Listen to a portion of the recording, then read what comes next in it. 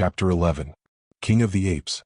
It was not yet dark when he reached the tribe, though he stopped to exhume and devour the remains of the wild boar he had cached the preceding day, and again to take Kalanga's bow and arrows from the treetop in which he had hidden them. It was a well-laden Tarzan who dropped from the branches into the midst of the tribe of Kerchak. With swelling chest he narrated the glories of his adventure and exhibited the spoils of conquest. Kerchak grunted and turned away, for he was jealous of this strange member of his band. In his little evil brain he sought for some excuse to wreak his hatred upon Tarzan. The next day Tarzan was practicing with his bow and arrows at the first gleam of dawn.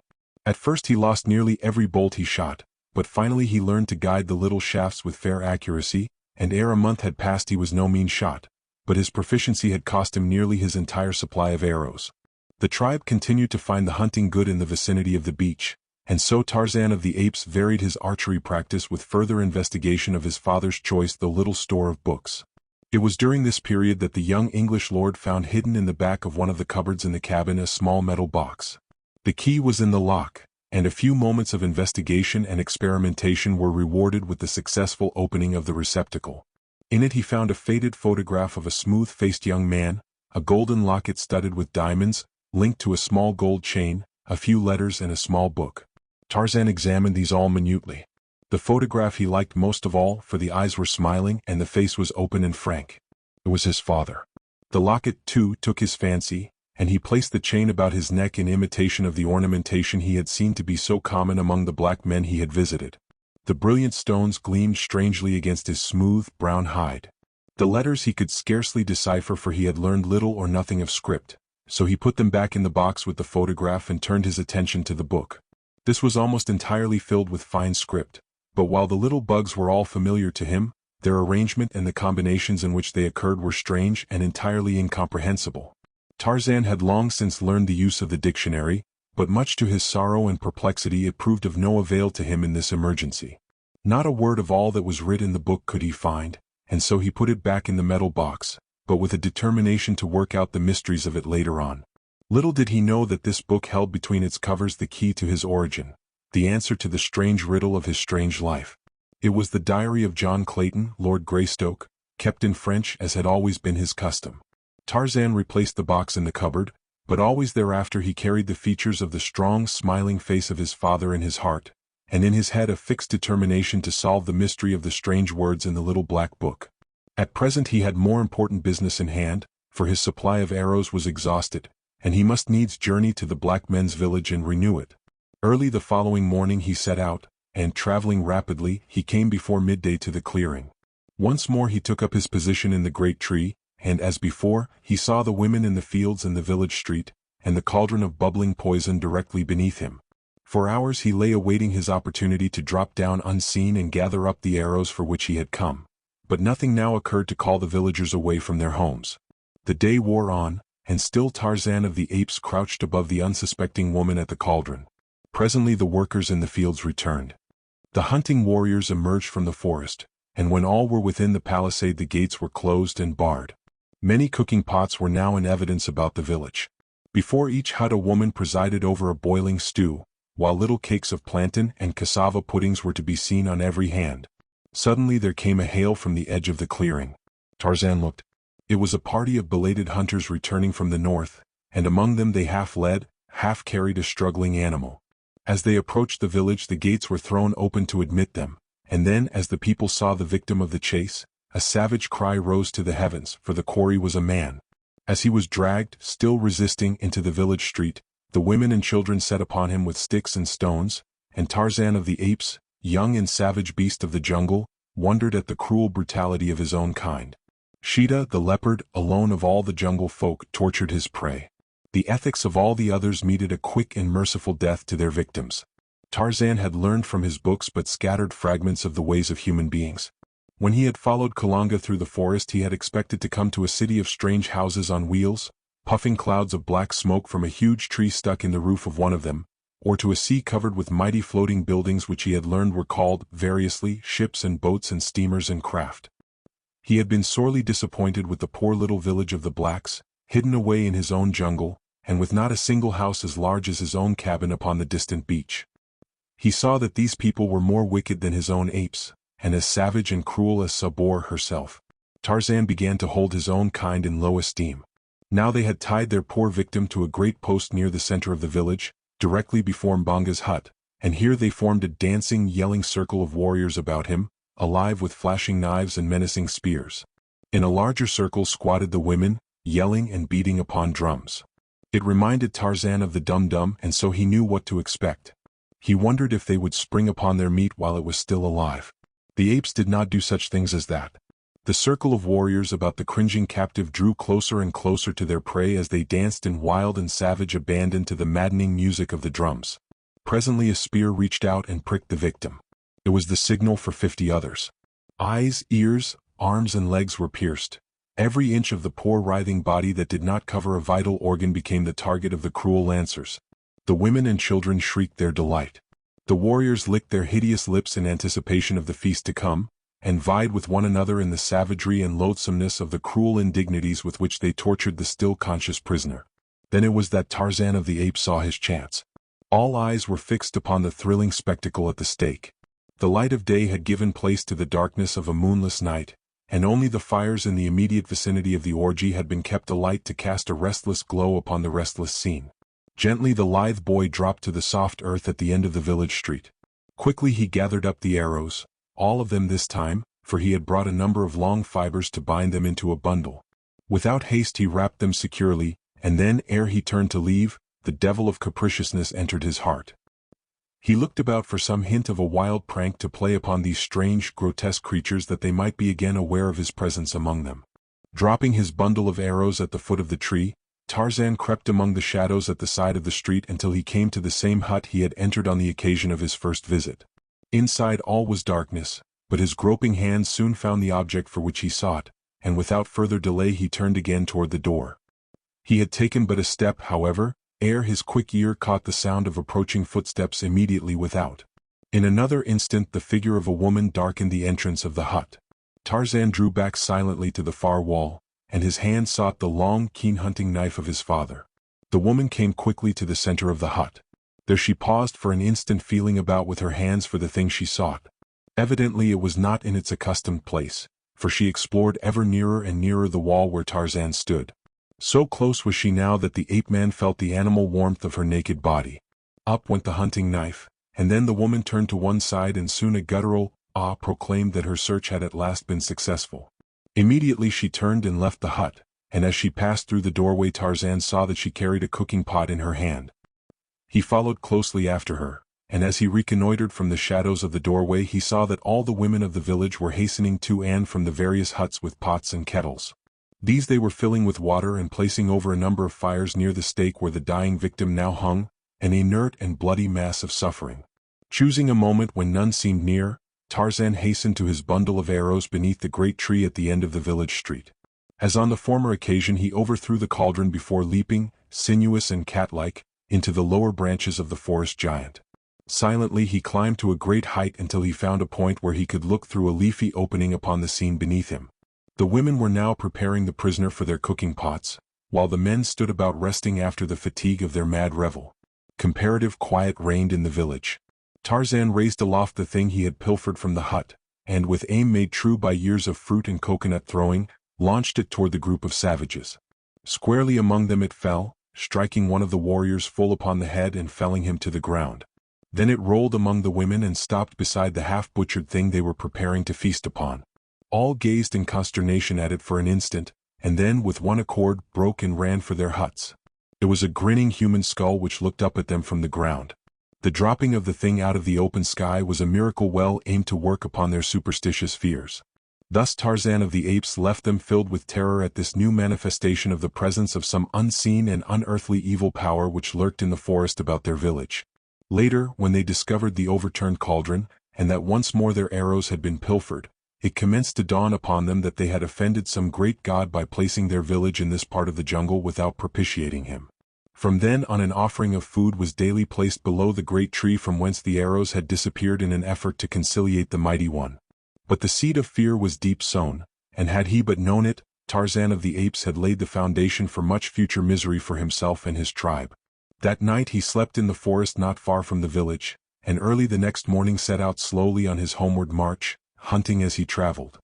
Only a few berries and an occasional grub worm rewarded his search, and he was half famished when, looking up from a log he had been rooting beneath, he saw Sabor, the lioness, standing in the center of the trail not 20 paces from him. The great yellow eyes were fixed upon him with a wicked and baleful gleam, and the red tongue licked the longing lips as Sabor crouched, worming her stealthy way with belly flattened against the earth. Tarzan did not attempt to escape. He welcomed the opportunity for which, in fact, he had been searching for days past, now that he was armed with something more than a rope of grass. Quickly he unslung his bow and fitted a well-daubed arrow, and as Sabor sprang, the tiny missile leaped to meet her in midair. At the same instant Tarzan of the Apes jumped to one side, and as the great cat struck the ground beyond him another death-tipped arrow sunk deep into Sabor's loin. With a mighty roar the beast turned and charged once more, only to be met with a third arrow full in one eye, but this time she was too close to the ape-man for the latter to sidestep the onrushing body. Tarzan of the Apes went down beneath the great body of his enemy, but with gleaming knife drawn and striking home. For a moment they lay there, and then Tarzan realized that the inert mass lying upon him was beyond power ever again to injure man or ape. With difficulty he wriggled from beneath the great weight, and as he stood erect and gazed down upon the trophy of his skill, a mighty wave of exultation swept over him. With swelling breast, he placed a foot upon the body of his powerful enemy, and throwing back his fine young head, roared out the awful challenge of the victorious bull ape. The forest echoed to the savage and triumphant paean. Birds fell still, and the larger animals and beasts of prey slunk stealthily away, for few there were of all the jungle who sought for trouble with the great anthropoids. And in London another Lord Greystoke was speaking to his kind in the House of Lords, but none trembled at the sound of his soft voice. Sabor proved unsavory eating even to Tarzan of the Apes, but hunger served as a most efficacious disguise to toughness and rank taste, and ere long, with well-filled stomach, the ape-man was ready to sleep again. First, however, he must remove the hide, for it was as much for this as for any other purpose that he had desired to destroy Sabor. Deftly he removed the great pelt, for he had practiced often on smaller animals. When the task was finished he carried his trophy to the fork of a high tree, and there, curling himself securely in a crotch, he fell into deep and dreamless slumber. What with loss of sleep, arduous exercise, and a full belly, Tarzan of the Apes slept the sun around, awakening about noon of the following day. He straightway repaired to the carcass of Sabor, but was angered to find the bones picked clean by other hungry denizens of the jungle. Half an hour's leisurely progress through the forest brought to sight a young deer, and before the little creature knew that an enemy was near a tiny arrow had lodged in its neck. So quickly the virus worked that at the end of a dozen leaps the deer plunged headlong into the undergrowth, dead. Again did Tarzan feast well, but this time he did not sleep. Instead, he hastened on toward the point where he had left the tribe, and when he had found them proudly exhibited the skin of Sabor, the lioness. "Look," he cried, "apes of Kerchak. See what Tarzan the mighty killer has done. Who else among you has ever killed one of Numa's people? Tarzan is mightiest amongst you, for Tarzan is no ape. Tarzan is—" But here he stopped, for in the language of the anthropoids there was no word for man, and Tarzan could only write the word in English. He could not pronounce it. The tribe had gathered about to look upon the proof of his wondrous prowess, and to listen to his words. Only Kerchak hung back, nursing his hatred and his rage. Suddenly something snapped in the wicked little brain of the anthropoid. With a frightful roar the great beast sprang among the assemblage. Biting and striking with his huge hands, he killed and maimed a dozen ere the balance could escape to the upper terraces of the forest. Frothing and shrieking in the insanity of his fury, Kerchak looked about for the object of his greatest hatred, and there, upon a nearby limb, he saw him sitting. "Come down, Tarzan, great killer," cried Kerchak. "Come down and feel the fangs of a greater. Do mighty fighters fly to the trees at the first approach of danger?" And then Kerchak emitted the volleying challenge of his kind. Quietly Tarzan dropped to the ground. Breathlessly the tribe watched from their lofty perches as Kerchak, still roaring, charged the relatively puny figure. Nearly 7 feet stood Kerchak on his short legs. His enormous shoulders were bunched and rounded with huge muscles. The back of his short neck was as a single lump of iron sinew which bulged beyond the base of his skull, so that his head seemed like a small ball protruding from a huge mountain of flesh. His back-drawn, snarling lips exposed his great fighting fangs, and his little, wicked, bloodshot eyes gleamed in horrid reflection of his madness. Awaiting him stood Tarzan, himself a mighty muscled animal, but his 6 feet of height and his great rolling sinews seemed pitifully inadequate to the ordeal which awaited them. His bow and arrows lay some distance away where he had dropped them while showing Sabor's hide to his fellow apes, so that he confronted Kerchak now with only his hunting knife and his superior intellect to offset the ferocious strength of his enemy. As his antagonist came roaring toward him, Lord Greystoke tore his long knife from its sheath, and with an answering challenge as horrid and blood-curdling as that of the beast he faced, rushed swiftly to meet the attack. He was too shrewd to allow those long hairy arms to encircle him, and just as their bodies were about to crash together, Tarzan of the Apes grasped one of the huge wrists of his assailant, and, springing lightly to one side, drove his knife to the hilt into Kerchak's body, below the heart.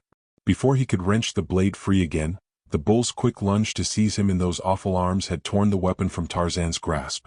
Kerchak aimed a terrific blow at the ape-man's head with the flat of his hand, a blow which, had it landed, might easily have crushed in the side of Tarzan's skull. The man was too quick, and, ducking beneath it, himself delivered a mighty one with clenched fist in the pit of Kerchak's stomach. The ape was staggered, and what with the mortal wound in his side had almost collapsed, when with one mighty effort he rallied for an instant, just long enough to enable him to wrest his arm free from Tarzan's grasp and close in a terrific clinch with his wiry opponent. Straining the ape-man close to him, his great jaws sought Tarzan's throat, but the young lord's sinewy fingers were at Kerchak's own before the cruel fangs could close on the sleek brown skin. Thus they struggled, the one to crush out his opponent's life with those awful teeth, the other to close forever the windpipe beneath his strong grasp while he held the snarling mouth from him. The greater strength of the ape was slowly prevailing, and the teeth of the straining beast were scarce an inch from Tarzan's throat when, with a shuddering tremor, the great body stiffened for an instant and then sank limply to the ground. Kerchak was dead. Withdrawing the knife that had so often rendered him master of far mightier muscles than his own, Tarzan of the Apes placed his foot upon the neck of his vanquished enemy, and once again, loud through the forest rang the fierce, wild cry of the conqueror. And thus came the young Lord Greystoke into the kingship of the apes. Chapter 12. Man's Reason. There was one of the tribe of Tarzan who questioned his authority, and that was Turkaz, the son of Tublat, but he so feared the keen knife and the deadly arrows of his new lord that he confined the manifestation of his objections to petty disobediences and irritating mannerisms. Tarzan knew, however, that he but waited his opportunity to wrest the kingship from him by some sudden stroke of treachery, and so he was ever on his guard against surprise. For months the life of the little band went on much as it had before, except that Tarzan's greater intelligence and his ability as a hunter were the means of providing for them more bountifully than ever before. Most of them therefore were more than content with the change in rulers. Tarzan led them by night to the fields of the black men, and there, warned by their chief's superior wisdom, they ate only what they required, nor ever did they destroy what they could not eat, as is the way of Manu, the monkey, and of most apes. So, while the blacks were wroth at the continued pilfering of their fields, they were not discouraged in their efforts to cultivate the land, as would have been the case had Tarzan permitted his people to lay waste the plantation wantonly. During this period Tarzan paid many nocturnal visits to the village, where he often renewed his supply of arrows. He soon noticed the food always standing at the foot of the tree which was his avenue into the palisade, and after a little, he commenced to eat whatever the blacks put there. When the awestruck savages saw that the food disappeared overnight they were filled with consternation and dread, for it was one thing to put food out to propitiate a god or a devil, but quite another thing to have the spirit really come into the village and eat it. Such a thing was unheard of, and it clouded their superstitious minds with all manner of vague fears. Nor was this all. The periodic disappearance of their arrows, and the strange pranks perpetrated by unseen hands, had wrought them to such a state that life had become a veritable burden in their new home, and now it was that Mbonga and his head men began to talk of abandoning the village and seeking a site farther on in the jungle. Presently the black warriors began to strike farther and farther south into the heart of the forest when they went to hunt, looking for a site for a new village. More often was the tribe of Tarzan disturbed by these wandering huntsmen. Now was the quiet, fierce solitude of the primeval forest broken by new, strange cries. No longer was there safety for bird or beast. Man had come. Other animals passed up and down the jungle by day and by night, fierce, cruel beasts, but their weaker neighbors only fled from their immediate vicinity to return again when the danger was past. With man it is different. When he comes many of the larger animals instinctively leave the district entirely, seldom if ever to return, and thus it has always been with the great anthropoids. They flee man as man flees a pestilence. For a short time the tribe of Tarzan lingered in the vicinity of the beach because their new chief hated the thought of leaving the treasured contents of the little cabin forever. But when one day a member of the tribe discovered the blacks in great numbers on the banks of a little stream that had been their watering place for generations, and in the act of clearing a space in the jungle and erecting many huts, the apes would remain no longer, and so Tarzan led them inland for many marches to a spot as yet undefiled by the foot of a human being.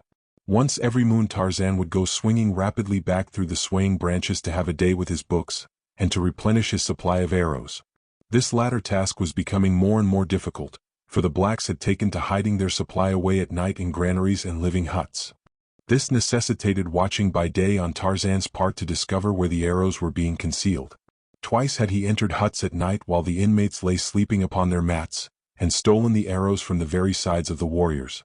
But this method he realized to be too fraught with danger, and so he commenced picking up solitary hunters with his long, deadly noose, stripping them of weapons and ornaments and dropping their bodies from a high tree into the village street during the still watches of the night. These various escapades again so terrorized the blacks that, had it not been for the monthly respite between Tarzan's visits, in which they had opportunity to renew hope that each fresh incursion would prove the last, they soon would have abandoned their new village. The blacks had not as yet come upon Tarzan's cabin on the distant beach, but the ape-man lived in constant dread that, while he was away with the tribe, they would discover and despoil his treasure. So it came that he spent more and more time in the vicinity of his father's last home, and less with the tribe. Presently the members of his little community began to suffer on account of his neglect, for disputes and quarrels constantly arose which only the king might settle peaceably. At last some of the older apes spoke to Tarzan on the subject, and for a month thereafter he remained constantly with the tribe. The duties of kingship among the anthropoids are not many or arduous. In the afternoon comes Thaka, possibly, to complain that old Mungo has stolen his new wife. Then must Tarzan summon all before him, and if he finds that the wife prefers her new lord he commands that matters remain as they are, or possibly that Mungo give Thaka one of his daughters in exchange. Whatever his decision, the apes accept it as final, and return to their occupations satisfied. Then comes Tana, shrieking and holding tight her side from which blood is streaming. Gunto, her husband, has cruelly bitten her. And Gunto, summoned, says that Tana is lazy and will not bring him nuts and beetles, or scratch his back for him. So Tarzan scolds them both and threatens Gunto with a taste of the death-bearing slivers if he abuses Tana further, and Tana, for her part, is compelled to promise better attention to her wifely duties.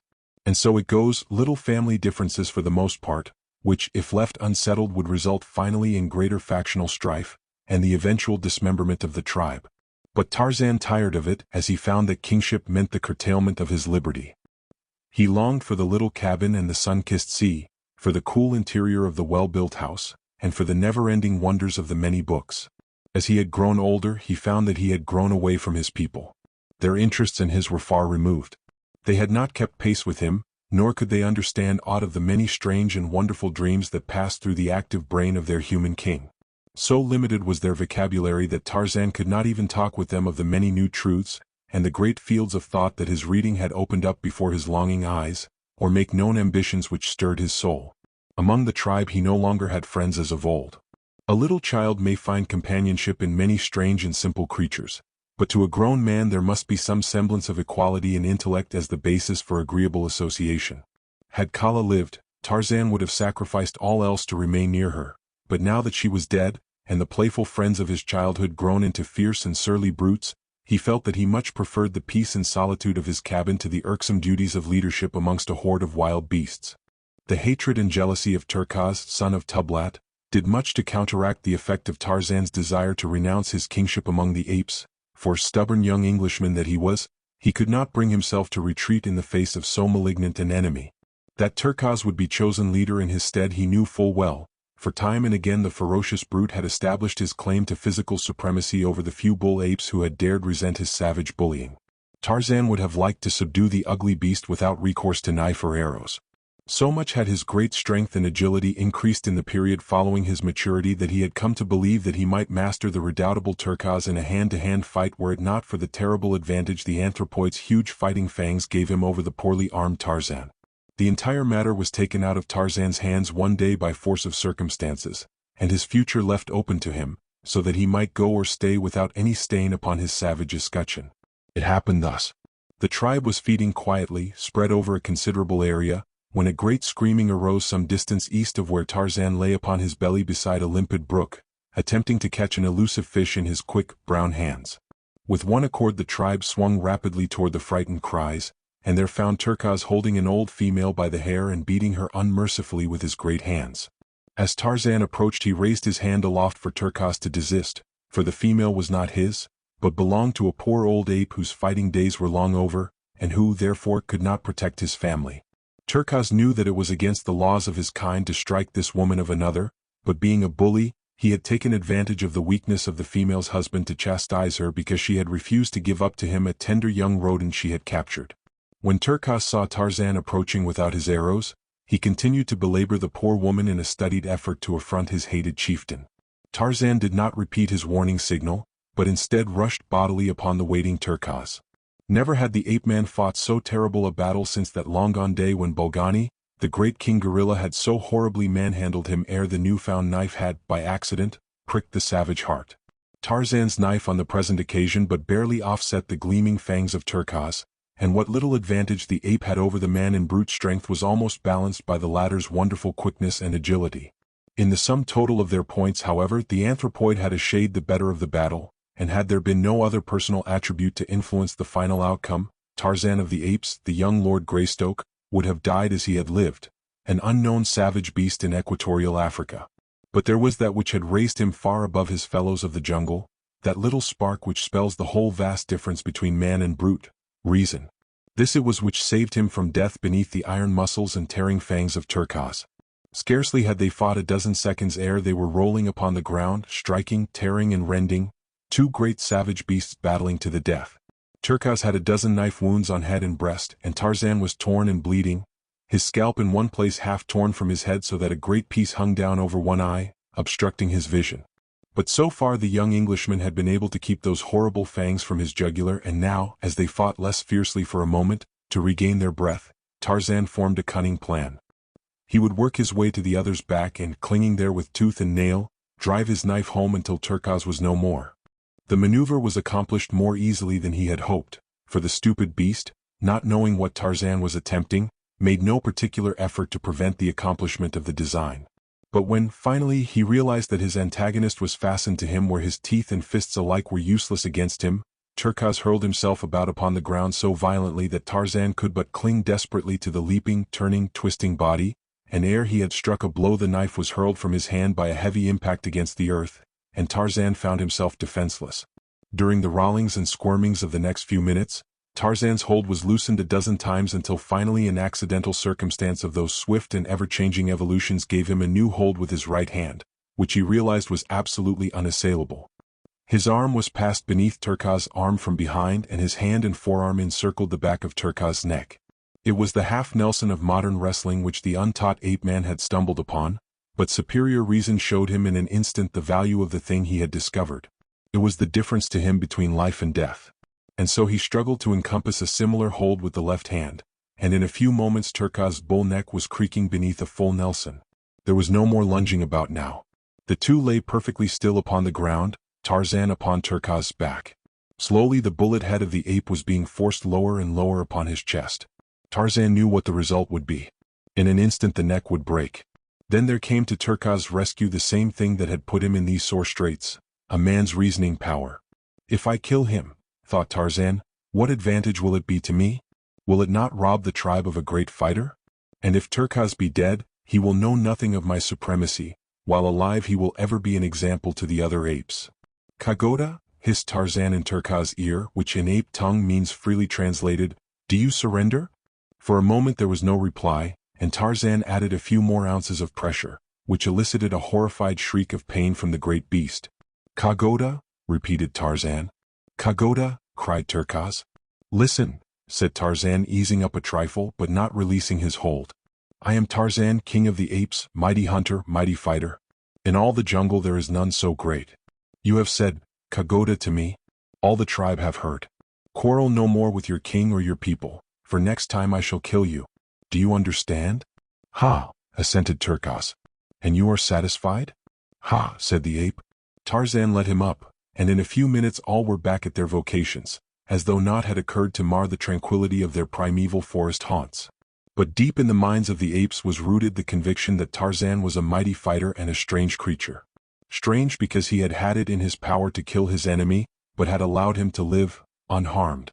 That afternoon as the tribe came together, as was their wont before darkness settled on the jungle, Tarzan, his wounds washed in the waters of the stream, called the old males about him. "You have seen again today that Tarzan of the Apes is the greatest among you," he said. "How?" they replied with one voice. "Tarzan is great." "Tarzan," he continued, "is not an ape. He is not like his people. His ways are not their ways, and so Tarzan is going back to the lair of his own kind by the waters of the great lake which has no farther shore. You must choose another to rule you, for Tarzan will not return." And thus young Lord Greystoke took the first step toward the goal which he had set, the finding of other white men like himself. Chapter 13. His Own Kind. The following morning Tarzan, lame and sore from the wounds of his battle with Turkaz, set out toward the west and the seacoast. He traveled very slowly, sleeping in the jungle at night, and reaching his cabin late the following morning. For several days he moved about but little, only enough to gather what fruits and nuts he required to satisfy the demands of hunger. In 10 days he was quite sound again, except for a terrible half-healed scar, which, starting above his left eye, ran across the top of his head, ending at the right ear. It was the mark left by Turkaz when he had torn the scalp away. During his convalescence Tarzan tried to fashion a mantle from the skin of Sabor, which had lain all this time in the cabin. But he found the hide had dried as stiff as a board, and as he knew not of tanning, he was forced to abandon his cherished plan.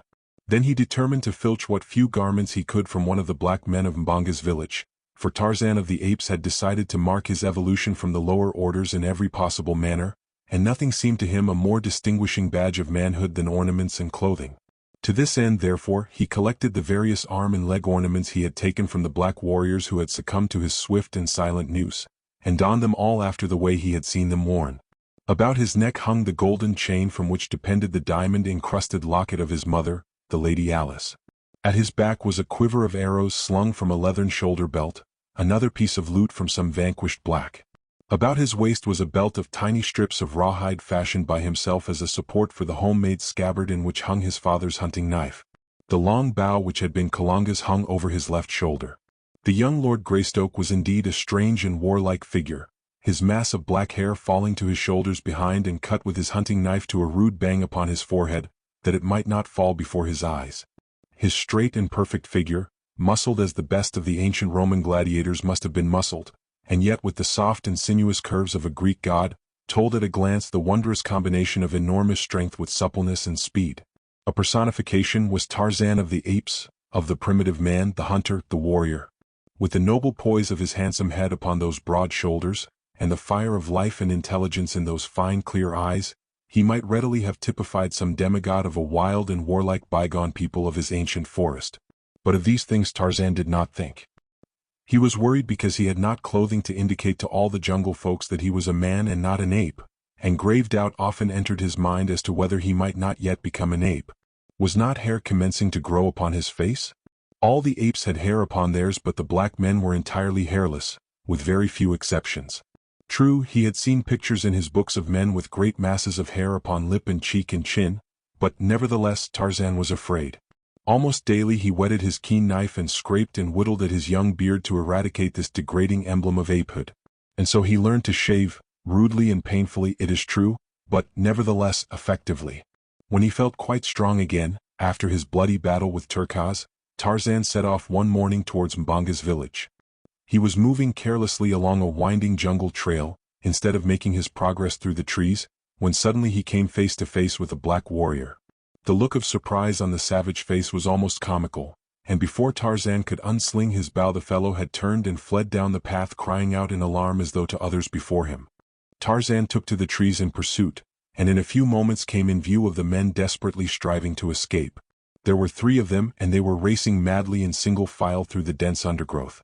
Tarzan easily distanced them, nor did they see his silent passage above their heads, nor note the crouching figure squatted upon a low branch ahead of them beneath which the trail led them.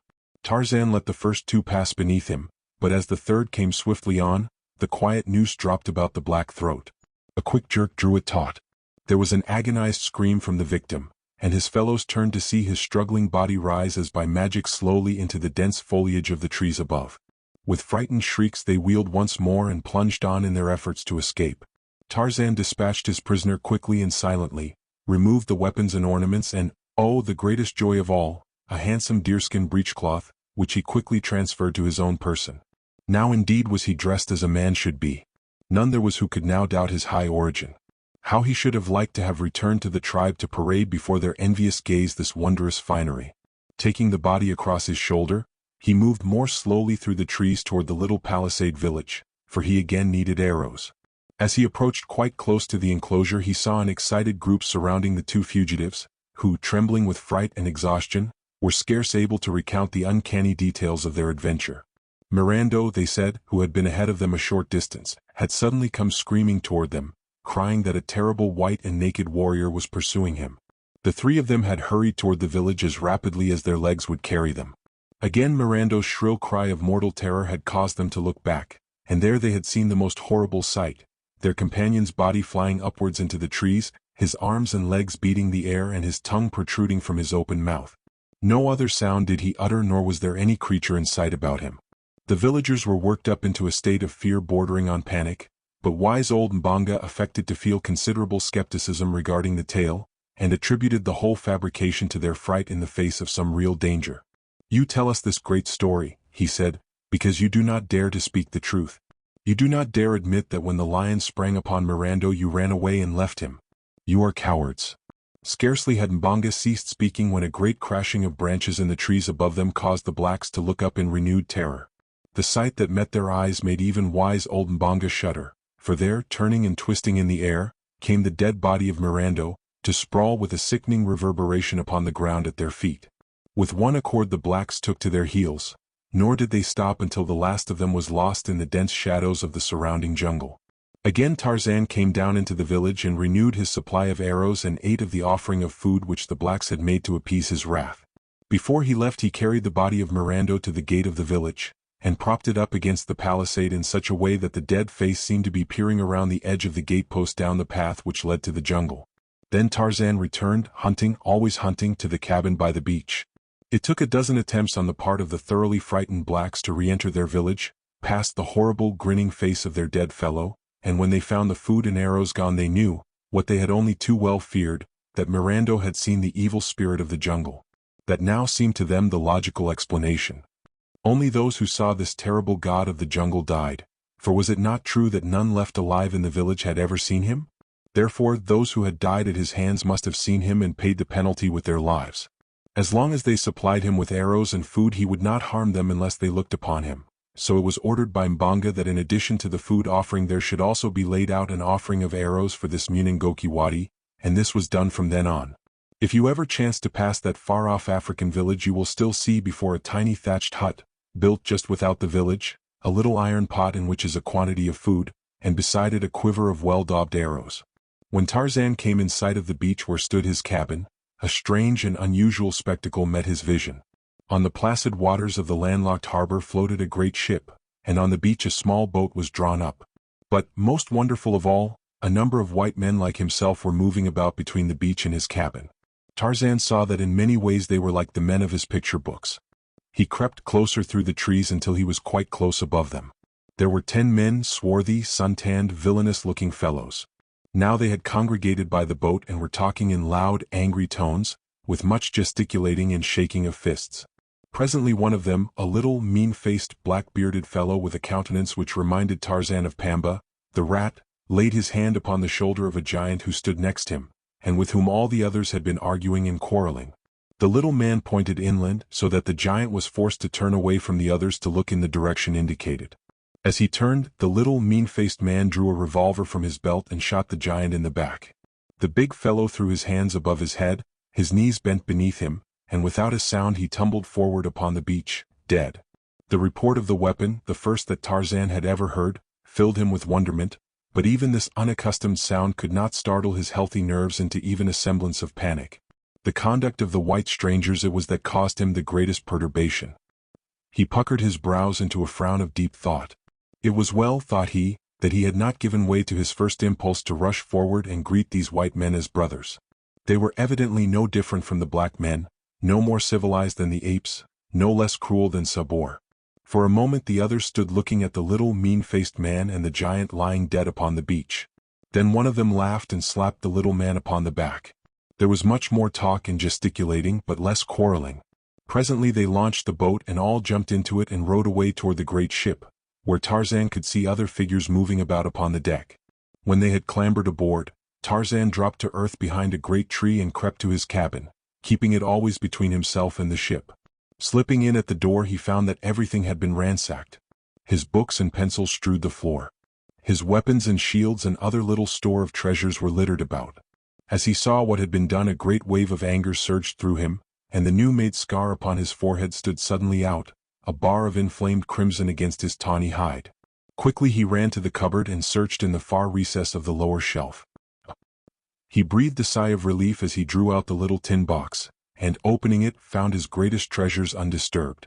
The photograph of the smiling, strong-faced young man, and the little black puzzle book were safe. What was that? His quick ear had caught a faint but unfamiliar sound. Running to the window, Tarzan looked toward the harbor, and there he saw that a boat was being lowered from the great ship beside the one already in the water. Soon he saw many people clambering over the sides of the larger vessel and dropping into the boats. They were coming back in full force. For a moment longer Tarzan watched while a number of boxes and bundles were lowered into the waiting boats. Then, as they shoved off from the ship's side, the ape-man snatched up a piece of paper, and with a pencil printed on it for a few moments until it bore several lines of strong, well-made, almost letter-perfect characters. This notice he stuck upon the door with a small sharp splinter of wood. Then gathering up his precious tin box, his arrows, and as many bows and spears as he could carry, he hastened through the door and disappeared into the forest. When the two boats were beached upon the silvery sand, it was a strange assortment of humanity that clambered ashore. Some 20 souls in all. There were 15 of them rough and villainous-appearing seamen. The others of the party were of different stamp. One was an elderly man with white hair and large-rimmed spectacles. His slightly stooped shoulders were draped in an ill-fitting though immaculate frock coat, and a shiny silk hat added to the incongruity of his garb in an African jungle. The second member of the party to land was a tall young man in white ducks, while directly behind came another elderly man with a very high forehead and a fussy, excitable manner. After these came a huge negress clothed like Solomon as to colors. Her great eyes rolled in evident terror, first toward the jungle and then toward the cursing band of sailors who were removing the bales and boxes from the boats. The last member of the party to disembark was a girl of about 19, and it was the young man who stood at the boat's prow to lift her high and dry upon land. She gave him a brave and pretty smile of thanks, but no words passed between them. In silence the party advanced toward the cabin. It was evident that whatever their intentions, all had been decided upon before they left the ship, and so they came to the door, the sailors carrying the boxes and bales, followed by the 5 who were of so different a class. The men put down their burdens, and then one caught sight of the notice which Tarzan had posted. "Ho, mates," he cried. "What's here? This sign was not posted an hour ago, or I'll eat the cook." The others gathered about, craning their necks over the shoulders of those before them, but as few of them could read at all, and then only after the most laborious fashion, one finally turned to the little old man of the top hat and frock coat. "Hi, Professor," he called, "step for'ard and read the bloomin' notice." Thus addressed, the old man came slowly to where the sailors stood, followed by the other members of his party. Adjusting his spectacles he looked for a moment at the placard and then, turning away, strolled off muttering to himself, "Most remarkable, most remarkable." "Hi, old fossil," cried the man who had first called on him for assistance. "Did Jay think we wanted of you to read the bloomin' notice to yourself? Come back here and read it out loud, you old barnacle." The old man stopped and turning back said, "Oh yes, my dear sir, 1,000 pardons. It was quite thoughtless of me, yes, very thoughtless. Most remarkable, most remarkable." Again he faced the notice and read it through, and doubtless would have turned off again to ruminate upon it had not the sailor grasped him roughly by the collar and howled into his ear. "Read it out loud, you blithering old idiot." "Ah, yes indeed," replied the professor softly, and adjusting his spectacles once more he read aloud. "This is the house of Tarzan, killer of beasts and many black men. Do not harm the things which are Tarzan's. Tarzan watches. Tarzan of the Apes." "Who the devil is Tarzan?" cried the sailor who had before spoken. "He evidently speaks English," said the young man. "But what does Tarzan of the Apes mean?" cried the girl. "I do not know, Miss Porter," replied the young man, "unless we have discovered a runaway simian from the London Zoo who has brought back a European education to his jungle home. What do you make of it, Professor Porter?" he added, turning to the old man. Professor Archimedes Q. Porter adjusted his spectacles. Ah, yes indeed, most remarkable, said the professor, but I can add nothing further to what I have already remarked in elucidation of this truly momentous occurrence, and the professor turned slowly in the direction of the jungle. But Papa, cried the girl, you haven't said anything about it yet. Tut, tut, child, tut, tut, responded Professor Porter in a kindly and indulgent tone. Do not trouble your pretty head with such weighty and abstruse problems, and again he wandered slowly off in still another direction, his eyes bent upon the ground at his feet, his hands clasped behind him beneath the flowing tails of his coat. I reckon the daffy old bounder don't know no more'n we do about it, growled the rat-faced sailor. Keep a civil tongue in your head, cried the young man, his face paling in anger at the insulting tone of the sailor. You've murdered our officers and robbed us. We are absolutely in your power, but you'll treat Professor Porter and Miss Porter with respect or I'll break that vile neck of yours with my bare hands, guns or no guns, and the young fellow stepped so close to the rat-faced sailor that the latter, though he bore 2 revolvers and a villainous-looking knife in his belt, slunk back abashed. You damned coward, cried the young man. You'd never dare shoot a man until his back was turned. You don't dare shoot me even then, and he deliberately turned his back full upon the sailor and walked nonchalantly away as if to put him to the test. The sailor's hand crept slyly to the butt of one of his revolvers. His wicked eyes glared vengefully at the retreating form of the young Englishman. The gaze of his fellows was upon him, but still he hesitated. At heart he was even a greater coward than Mr. William Cecil Clayton had imagined. 2 keen eyes had watched every move of the party from the foliage of a nearby tree. Tarzan had seen the surprise caused by his notice, and while he could understand nothing of the spoken language of these strange people, their gestures and facial expressions told him much. The act of the little rat-faced sailor in killing one of his comrades had aroused a strong dislike in Tarzan, and now that he saw him quarreling with the fine-looking young man his animosity was still further stirred. Tarzan had never seen the effects of a firearm before, though his books had taught him something of them, but when he saw the rat-faced one fingering the butt of his revolver he thought of the scene he had witnessed so short a time before, and naturally expected to see the young man murdered as had been the huge sailor earlier in the day. So Tarzan fitted a poisoned arrow to his bow and drew a bead upon the rat-faced sailor, but the foliage was so thick that he soon saw the arrow would be deflected by the leaves or some small branch, and instead he launched a heavy spear from his lofty perch. Clayton had taken but a dozen steps. The rat-faced sailor had half drawn his revolver. The other sailors stood watching the scene intently. Professor Porter had already disappeared into the jungle, whither he was being followed by the fussy Samuel T. Philander, his secretary and assistant.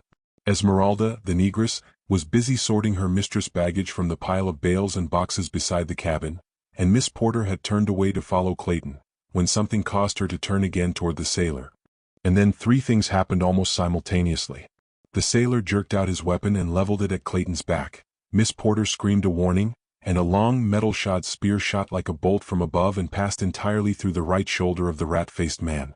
The revolver exploded harmlessly in the air, and the seaman crumpled up with a scream of pain and terror. Clayton turned and rushed back toward the scene. The sailors stood in a frightened group with drawn weapons, peering into the jungle. The wounded man writhed and shrieked upon the ground. Clayton, unseen by any, picked up the fallen revolver and slipped it inside his shirt. Then he joined the sailors in gazing, mystified, into the jungle. "Who could it have been?" whispered Jane Porter, and the young man turned to see her standing, wide-eyed and wondering, close beside him. "I dare say Tarzan of the Apes is watching us all right," he answered in a dubious tone. "I wonder now who that spear was intended for. If for Snipes, then our ape friend is a friend indeed. By Jove, where are your father and Mr. Philander? There's someone or something in that jungle and it's armed whatever it is." "Oh, Professor." "Mr. Philander," young Clayton shouted. There was no response. "What's to be done, Miss Porter?" continued the young man, his face clouded by a frown of worry and indecision. "I can't leave you here alone with these cutthroats, and you certainly can't venture into the jungle with me, yet someone must go in search of your father. He is more than apt to wandering off aimlessly, regardless of danger or direction, and Mr. Philander is only a trifle less impractical than he. You will pardon my bluntness, but our lives are all in jeopardy here, and when we get your father back something must be done to impress upon him the dangers to which he exposes you as well as himself by his absent-mindedness." "I quite agree with you," replied the girl, "and I am not offended at all. Dear old Papa would sacrifice his life for me without an instant's hesitation, provided one could keep his mind on so frivolous a matter for an entire instant. There is only one way to keep him in safety, and that is to chain him to a tree.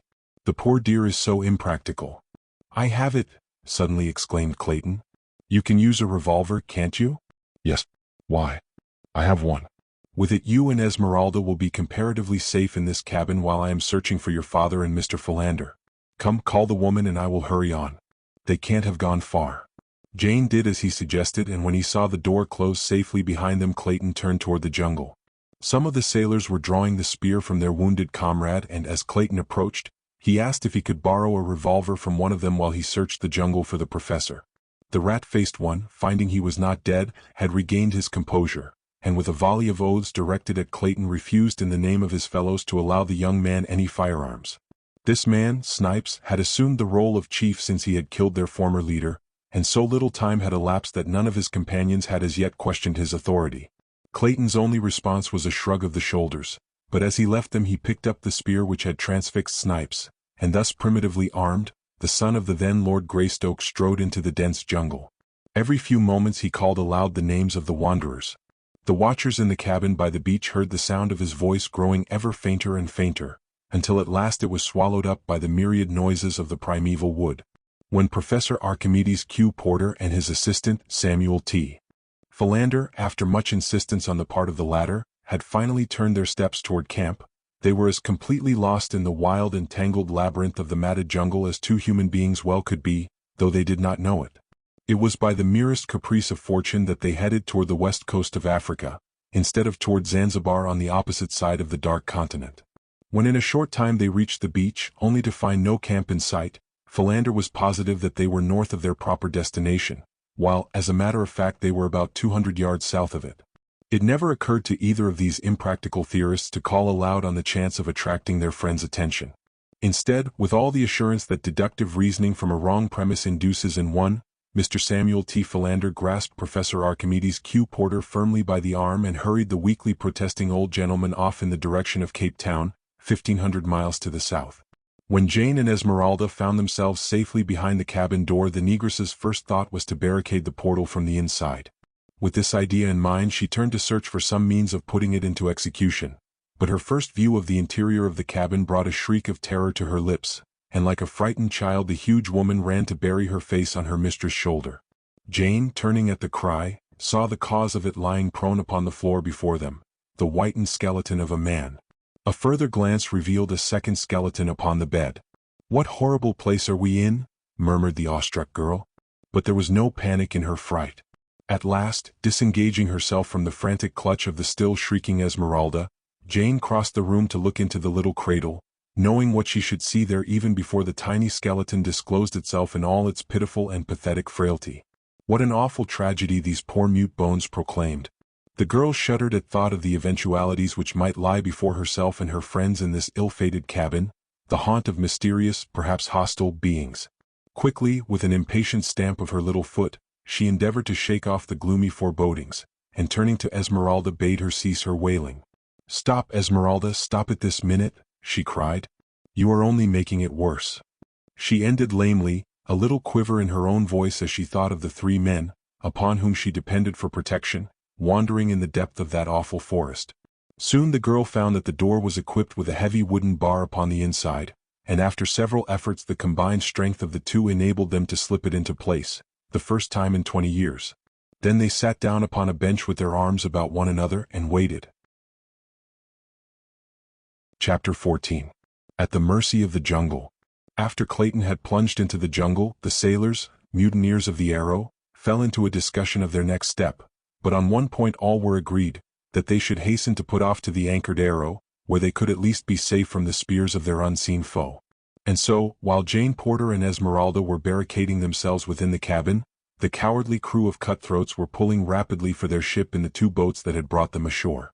So much had Tarzan seen that day that his head was in a whirl of wonder. But the most wonderful sight of all, to him, was the face of the beautiful white girl. Here at last was one of his own kind, of that he was positive. And the young man and the two old men, they too were much as he had pictured his own people to be. But doubtless they were as ferocious and cruel as other men he had seen. The fact that they alone of all the party were unarmed might account for the fact that they had killed no one. They might be very different if provided with weapons. Tarzan had seen the young man pick up the fallen revolver of the wounded Snipes and hide it away in his breast, and he had also seen him slip it cautiously to the girl as she entered the cabin door.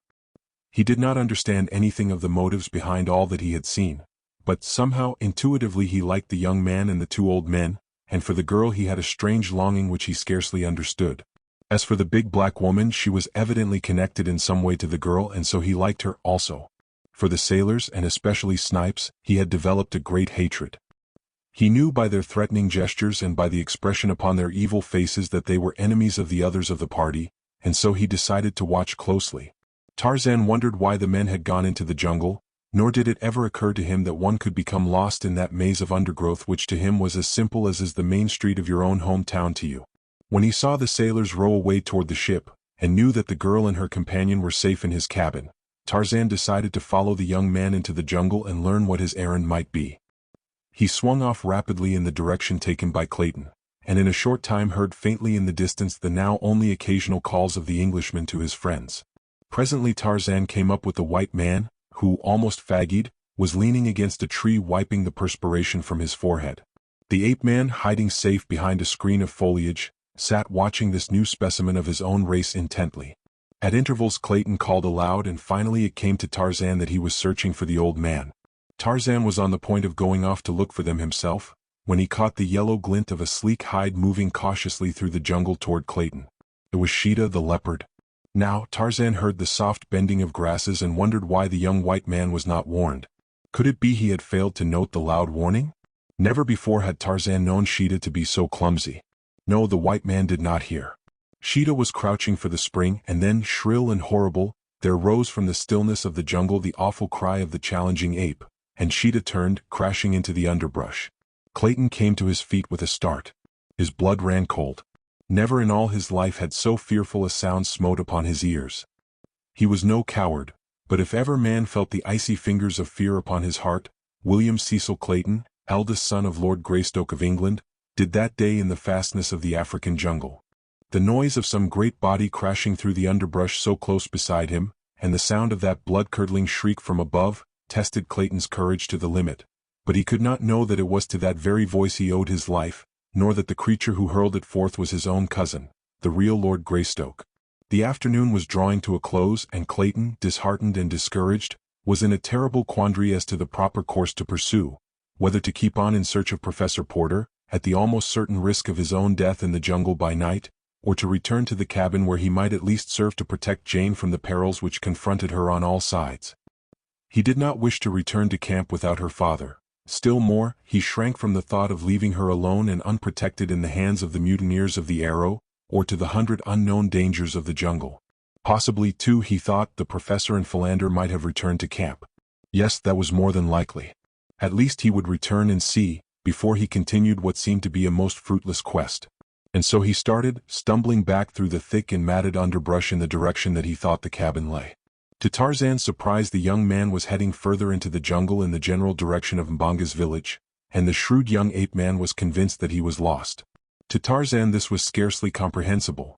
His judgment told him that no man would venture toward the village of the cruel blacks armed only with a spear which, from the awkward way in which he carried it, was evidently an unaccustomed weapon to this white man. Nor was he following the trail of the old men. That they had crossed and left long since, though it had been fresh and plain before Tarzan's eyes. Tarzan was perplexed. The fierce jungle would make easy prey of this unprotected stranger in a very short time if he were not guided quickly to the beach. Yes, there was Numa, the lion, even now, stalking the white man a dozen paces to the right.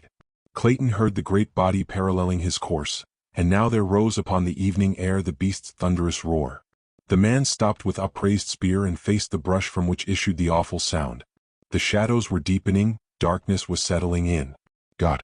To die here alone, beneath the fangs of wild beasts, to be torn and rend, to feel the hot breath of the brute on his face as the great paw crushed down upon his breast. For a moment all was still. Clayton stood rigid, with raised spear. Presently a faint rustling of the bush apprised him of the stealthy creeping of the thing behind. It was gathering for the spring.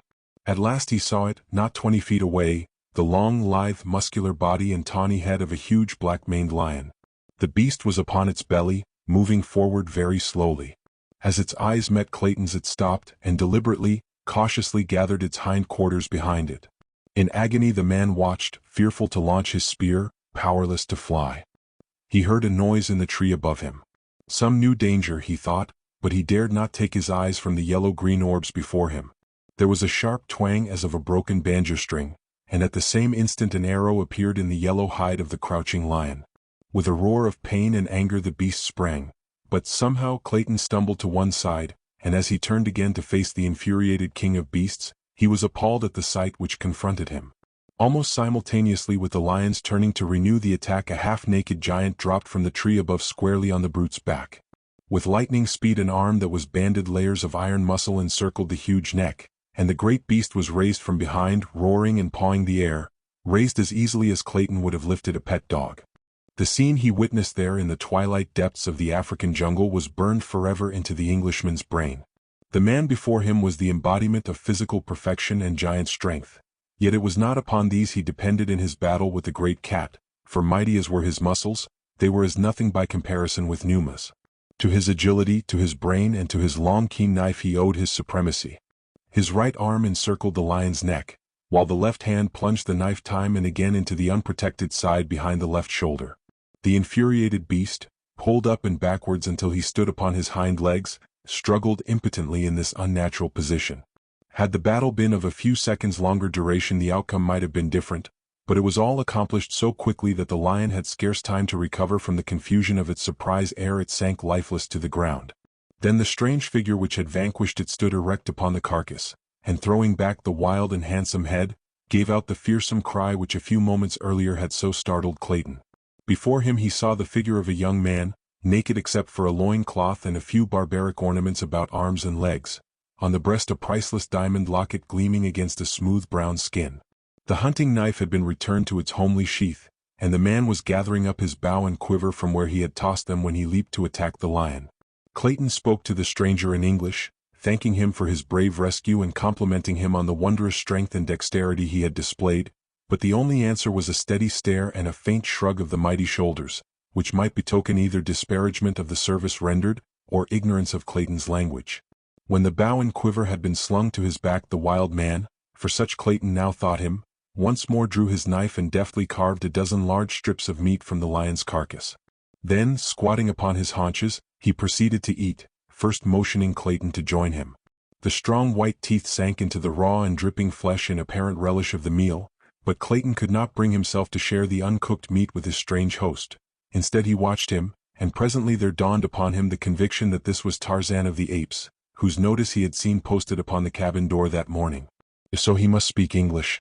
Again Clayton attempted speech with the ape-man, but the replies, now vocal, were in a strange tongue, which resembled the chattering of monkeys mingled with the growling of some wild beast. No, this could not be Tarzan of the Apes, for it was very evident that he was an utter stranger to English. When Tarzan had completed his repast he rose and, pointing a very different direction from that which Clayton had been pursuing, started off through the jungle toward the point he had indicated. Clayton, bewildered and confused, hesitated to follow him, for he thought he was but being led more deeply into the mazes of the forest. But the ape-man, seeing him disinclined to follow, returned, and grasping him by the coat, dragged him along until he was convinced that Clayton understood what was required of him. Then he left him to follow voluntarily. The Englishman, finally concluding that he was a prisoner, saw no alternative open but to accompany his captor, and thus they traveled slowly through the jungle while the sable mantle of the impenetrable forest night fell about them, and the stealthy footfalls of padded paws mingled with the breaking of twigs and the wild calls of the savage life that Clayton felt closing in upon him. Suddenly Clayton heard the faint report of a firearm, a single shot, and then silence. In the cabin by the beach two thoroughly terrified women clung to each other as they crouched upon the low bench in the gathering darkness. The negress sobbed hysterically, bemoaning the evil day that had witnessed her departure from her dear Maryland, while the white girl, dry-eyed and outwardly calm, was torn by inward fears and forebodings. She feared not more for herself than for the three men whom she knew to be wandering in the abysmal depths of the savage jungle, from which she now heard issuing the almost incessant shrieks and roars, barkings and growlings of its terrifying and fearsome denizens as they sought their prey. And now there came the sound of a heavy body brushing against the side of the cabin. She could hear the great padded paws upon the ground outside. For an instant, all was silence, Even the bedlam of the forest died to a faint murmur. Then she distinctly heard the beast outside sniffing at the door, not 2 feet from where she crouched. Instinctively the girl shuddered and shrank closer to the black woman.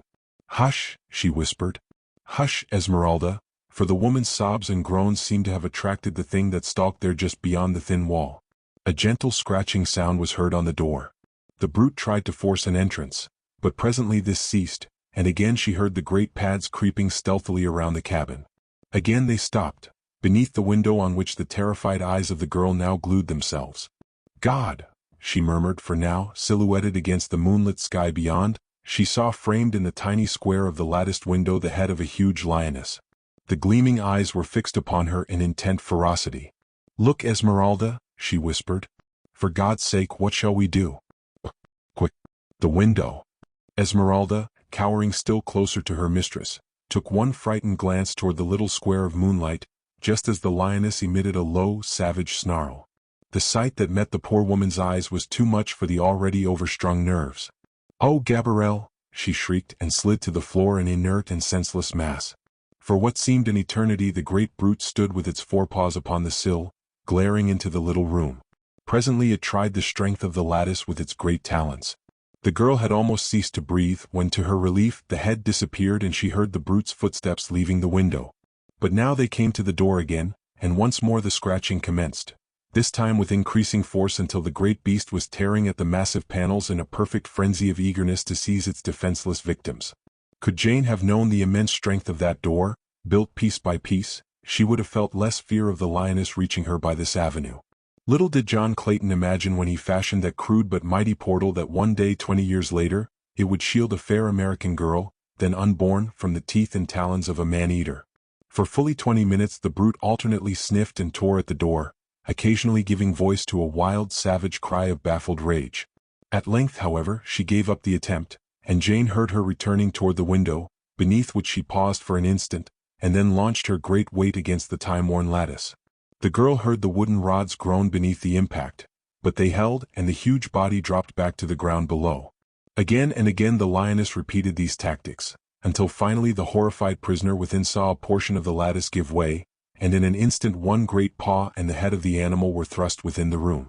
Slowly the powerful neck and shoulders spread the bars apart, and the lithe body protruded farther and farther into the room.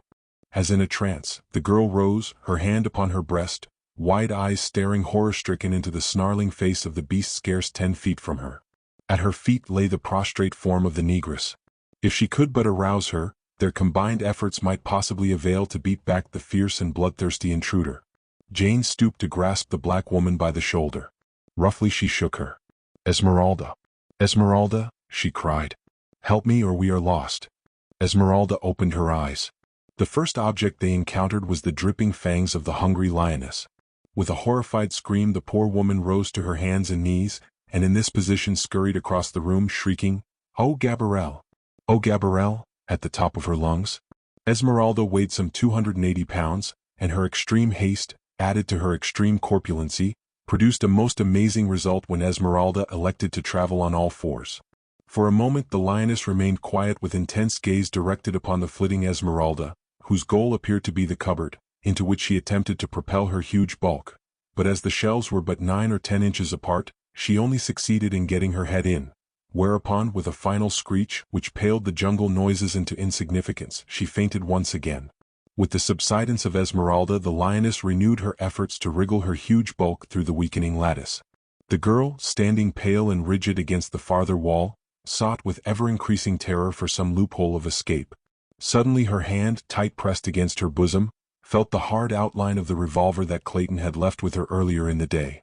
Quickly she snatched it from its hiding place and, leveling it full at the lioness's face, pulled the trigger. There was a flash of flame, the roar of the discharge, and an answering roar of pain and anger from the beast.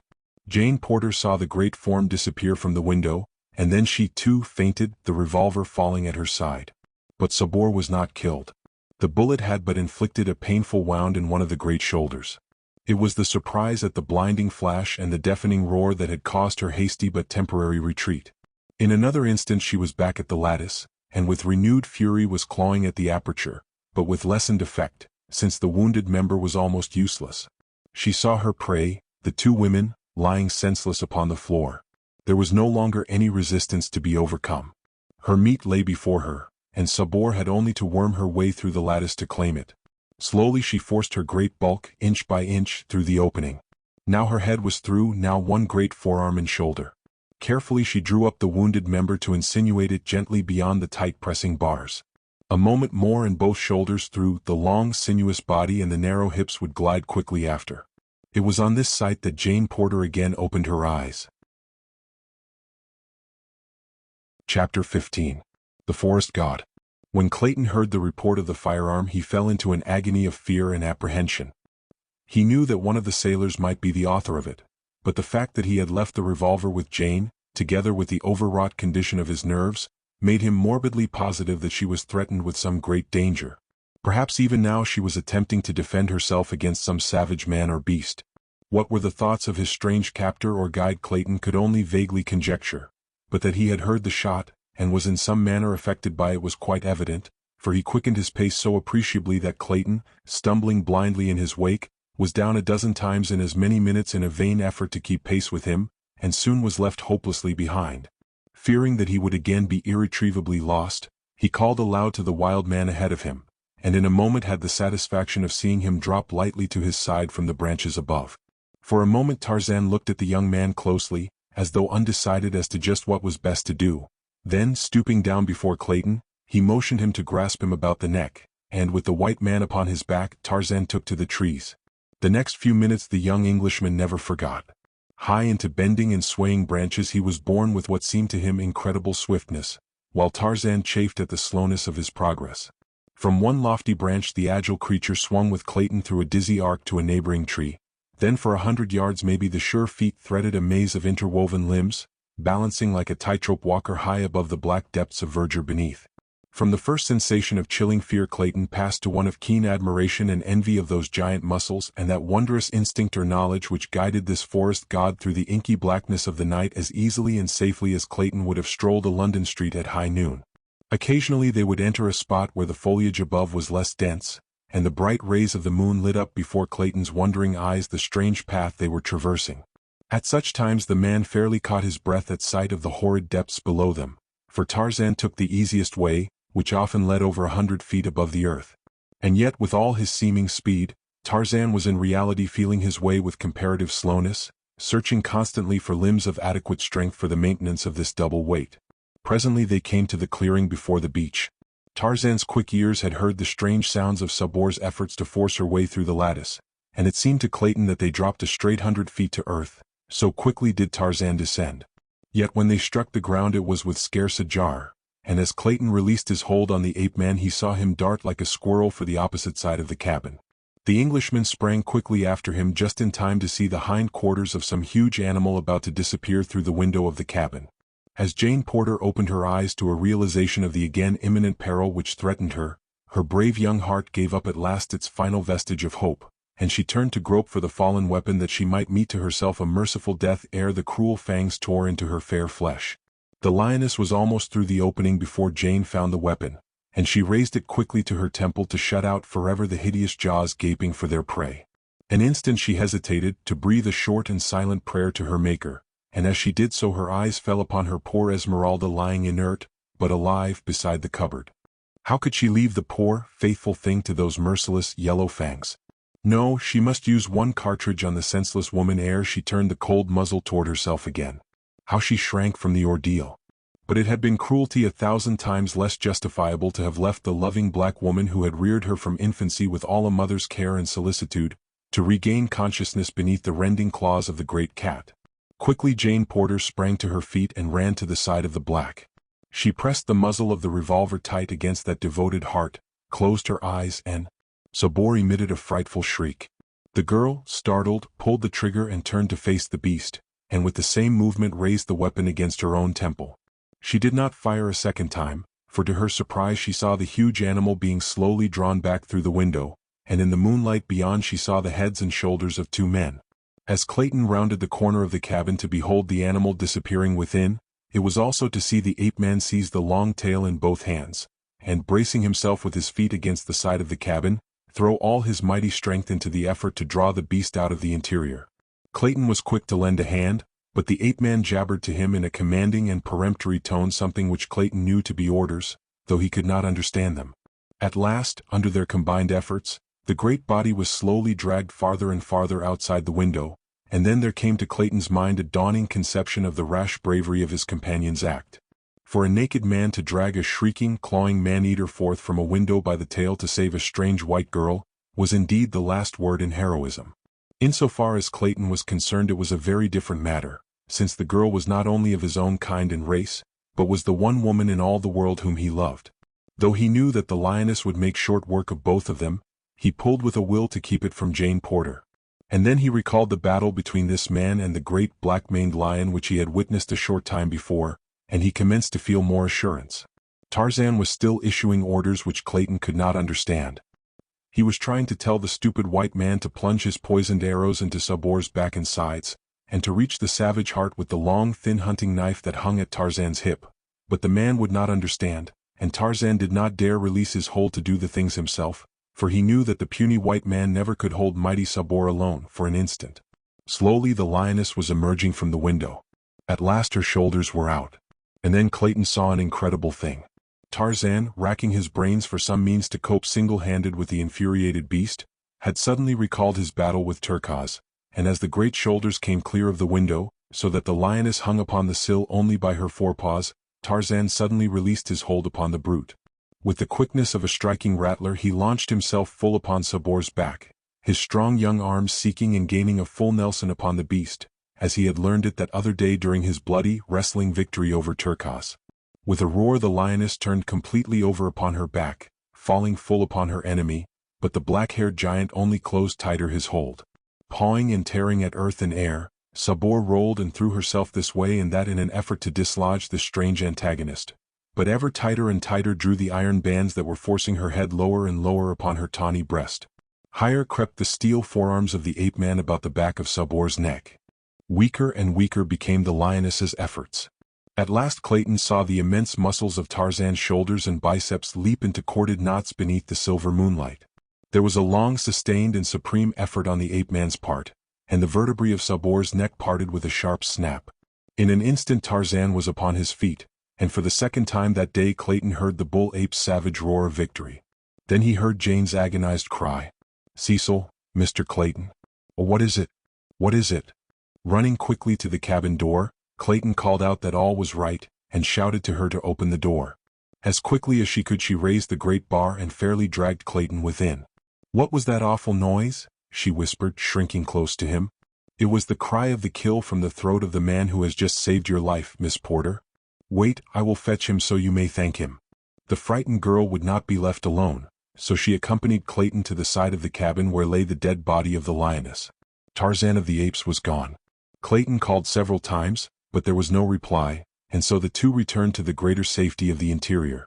"What a frightful sound!" cried Jane. "I shudder at the mere thought of it. Do not tell me that a human throat voiced that hideous and fearsome shriek." "But it did, Miss Porter," replied Clayton, "or at least if not a human throat that of a forest god." And then he told her of his experiences with this strange creature, of how twice the wild man had saved his life, of the wondrous strength and agility and bravery, of the brown skin and the handsome face. "I cannot make it out at all," he concluded. "At first I thought he might be Tarzan of the Apes, but he neither speaks nor understands English, so that theory is untenable." "Well, whatever he may be," cried the girl, "we owe him our lives, and may God bless him and keep him in safety in his wild and savage jungle." "Amen," said Clayton fervently. "For the good Lord's sake, ain't I dead?" The two turned to see Esmeralda sitting upright upon the floor, her great eyes rolling from side to side as though she could not believe their testimony as to her whereabouts. And now, for Jane Porter, the reaction came, and she threw herself upon the bench, sobbing with hysterical laughter. Chapter 16. Most remarkable. Several miles south of the cabin, upon a strip of sandy beach, stood two old men arguing. Before them stretched the broad Atlantic. At their backs was the dark continent. Close around them loomed the impenetrable blackness of the jungle. Savage beasts roared and growled. Noises, hideous and weird, assailed their ears. They had wandered for miles in search of their camp, but always in the wrong direction. They were as hopelessly lost as though they suddenly had been transported to another world. At such a time, indeed, every fiber of their combined intellects must have been concentrated upon the vital question of the minute, the life and death question to them of retracing their steps to camp.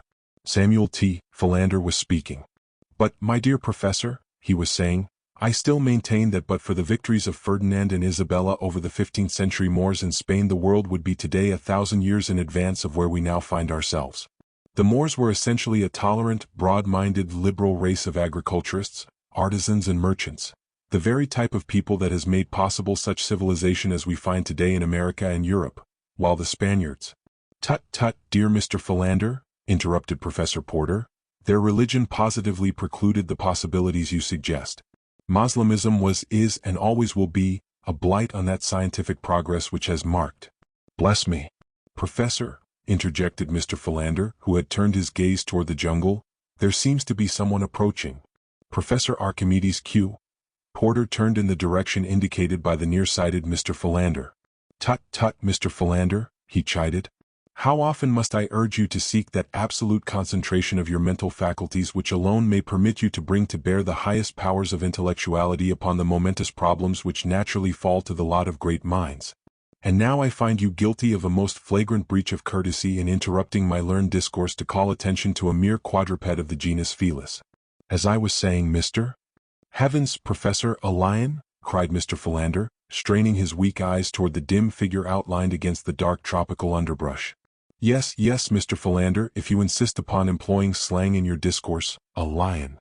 But as I was saying—" "Bless me, Professor," again interrupted Mr. Philander, "permit me to suggest that doubtless the Moors who were conquered in the 15th century will continue in that most regrettable condition for the time being at least, even though we postpone discussion of that world calamity until we may attain the enchanting view of yon Felis carnivora which distance proverbially is credited with lending."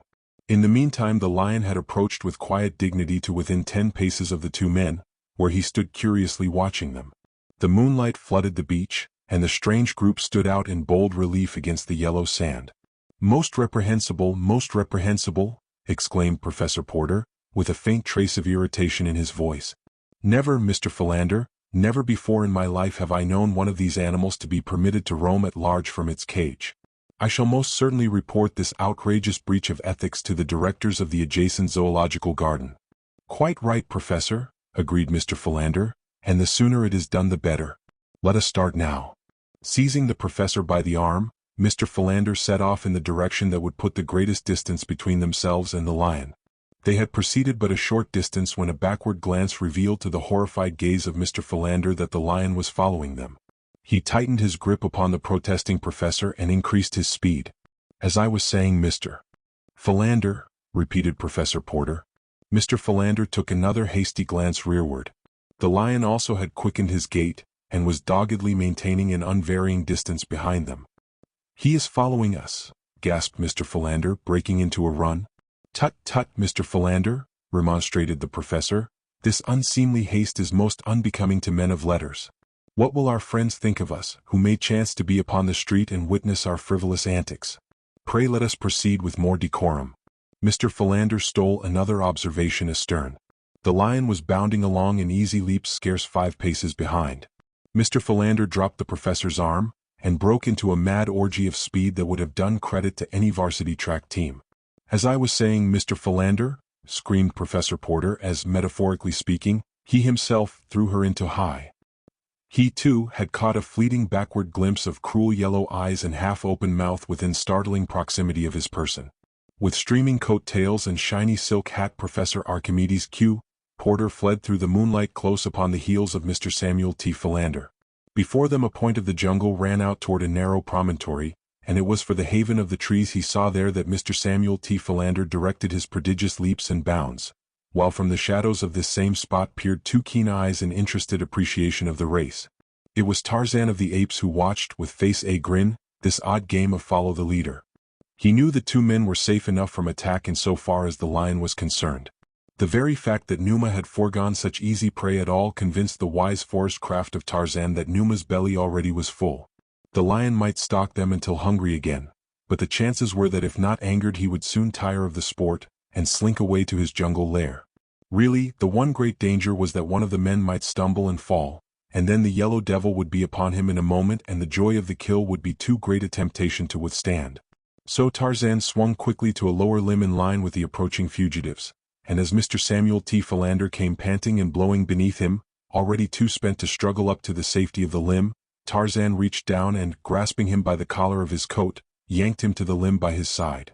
Another moment brought the professor within the sphere of the friendly grip, and he too was drawn upward to safety just as the baffled Numa, with a roar, leaped to recover his vanishing quarry. For a moment the two men clung panting to the great branch, while Tarzan squatted with his back to the stem of the tree, watching them with mingled curiosity and amusement. It was the professor who first broke the silence. "I am deeply pained, Mr. Philander, that you should have evinced such a paucity of manly courage in the presence of one of the lower orders, and by your crass timidity have caused me to exert myself to such an unaccustomed degree in order that I might resume my discourse. As I was saying, Mr. Philander, when you interrupted me, the Moors—" "Professor Archimedes Q. Porter," broke in Mr. Philander in icy tones, "the time has arrived when patience becomes a crime and mayhem appears garbed in the mantle of virtue. You have accused me of cowardice. You have insinuated that you ran only to overtake me, not to escape the clutches of the lion. Have a care, Professor Archimedes Q. Porter. I am a desperate man. Goaded by long-suffering patience the worm will turn." "Tut, tut, Mr. Philander, tut, tut," cautioned Professor Porter. "You forget yourself." "I forget nothing as yet, Professor Archimedes Q. Porter, but believe me, sir, I am tottering on the verge of forgetfulness as to your exalted position in the world of science and your gray hairs." The professor sat in silence for a few minutes, and the darkness hid the grim smile that wreathed his wrinkled countenance. Presently he spoke. "Look here, Skinny Philander," he said in belligerent tones, "if you are looking for a scrap, peel off your coat and come on down on the ground, and I'll punch your head just as I did 60 years ago in the alley back of Porky Evans' barn." "Ark!" gasped the astonished Mr. Philander. "Lordy, how good that sounds. When you're human, Ark, I love you, but somehow it seems as though you had forgotten how to be human for the last 20 years. The professor reached out a thin, trembling old hand through the darkness until it found his old friend's shoulder. "Forgive me, Skinny," he said softly. "It hasn't been quite 20 years, and God alone knows how hard I have tried to be human for Jane's sake and yours too, since he took my other Jane away." Another old hand stole up from Mr. Philander's side to clasp the one that lay upon his shoulder, and no other message could better have translated the one heart to the other. They did not speak for some minutes. The lion below them paced nervously back and forth. The third figure in the tree was hidden by the dense shadows near the stem. He too was silent, motionless as a graven image. "You certainly pulled me up into this tree just in time," said the professor at last. "I want to thank you. You saved my life." "But I didn't pull you up here, Professor," said Mr. Philander. "Bless me. The excitement of the moment quite caused me to forget that I myself was drawn up here by some outside agency. There must be someone or something in this tree with us." "Eh?" ejaculated Professor Porter. "Are you quite positive, Mr. Philander?" "Most positive, Professor," replied Mr. Philander, "and," he added, "I think we should thank the party. He may be sitting right next to you now, Professor." "Ah, what's that?" "Tut, tut, Mr. Philander, tut, tut," said Professor Porter, edging cautiously nearer to Mr. Philander. Just then it occurred to Tarzan of the Apes that Numa had loitered beneath the tree for a sufficient length of time, so he raised his young head toward the heavens, and there rang out upon the terrified ears of the two old men the awful warning challenge of the anthropoid. The two friends, huddled trembling in their precarious position on the limb, saw the great lion halt in his restless pacing as the blood-curdling cry smote his ears, and then slink quickly into the jungle to be instantly lost to view. "Even the lion trembles in fear," whispered Mr. Philander. Most remarkable," murmured Professor Porter, clutching frantically at Mr. Philander to regain the balance which the sudden fright had so perilously endangered. Unfortunately for them both, Mr. Philander's center of equilibrium was at that very moment hanging upon the ragged edge of nothing, so that it needed but the gentle impetus supplied by the additional weight of Professor Porter's body to topple the devoted secretary from the limb. For a moment they swayed uncertainly, and then, with mingled and most unscholarly shrieks, they pitched headlong from the tree, locked in frenzied embrace. It was quite some moments ere either moved, for both were positive that any such attempt would reveal so many breaks and fractures as to make further progress impossible. At length Professor Porter made an attempt to move one leg. To his surprise, it responded to his will as in days gone by. He now drew up its mate and stretched it forth again. Most remarkable," he murmured. "Thank God, Professor," whispered Mr. Philander fervently. "You are not dead, then?" "Tut, tut, Mr. Philander, tut, tut," cautioned Professor Porter. "I do not know with accuracy as yet." With infinite solicitude Professor Porter wiggled his right arm. Joy was intact. Breathlessly he waved his left arm above his prostrate body. It waved. Most remarkable," he said. "To whom are you signaling, Professor?" asked Mr. Philander in an excited tone. Professor Porter deigned to make no response to this puerile inquiry. Instead he raised his head gently from the ground, nodding it back and forth a half-dozen times. "Most remarkable," he breathed. "It remains intact." Mr. Philander had not moved from where he had fallen. He had not dared the attempt. How indeed could one move when one's arms and legs and back were broken? One eye was buried in the soft loam. The other, rolling sidewise, was fixed in awe upon the strange gyrations of Professor Porter. "How sad!" exclaimed Mr. Philander half aloud. "Concussion of the brain, superinducing total mental aberration. How very sad indeed. And for one still so young." Professor Porter rolled over upon his stomach. Gingerly he bowed his back until he resembled a huge tom-cat in proximity to a yelping dog.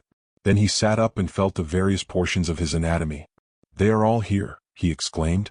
"Most remarkable." Whereupon he arose, and bending a scathing glance upon the still prostrate form of Mr. Samuel T. Philander, he said, "Tut, tut, Mr. Philander, this is no time to indulge in slothful ease. We must be up and doing." Mr. Philander lifted his other eye out of the mud and gazed in speechless rage at Professor Porter. Then he attempted to rise, nor could there have been any more surprised than he when his efforts were immediately crowned with marked success. He was still bursting with rage, however, at the cruel injustice of Professor Porter's insinuation, and was on the point of rendering a tart rejoinder when his eyes fell upon a strange figure standing a few paces away, scrutinizing them intently. Professor Porter had recovered his shiny silk hat, which he had brushed carefully upon the sleeve of his coat and replaced upon his head. When he saw Mr. Philander pointing to something behind him, he turned to behold a giant, naked but for a loin cloth and a few metal ornaments, standing motionless before him. "Good evening, sir," said the professor, lifting his hat.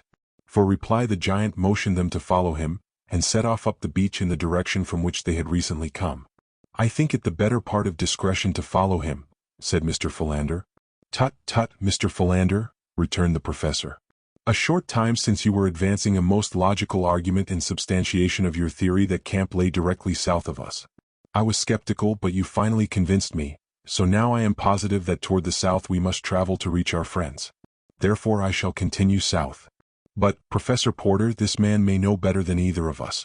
He seems to be indigenous to this part of the world. Let us at least follow him for a short distance."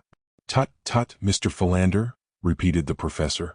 "I am a difficult man to convince, but when once convinced my decision is unalterable. I shall continue in the proper direction, if I have to circumambulate the continent of Africa to reach my destination."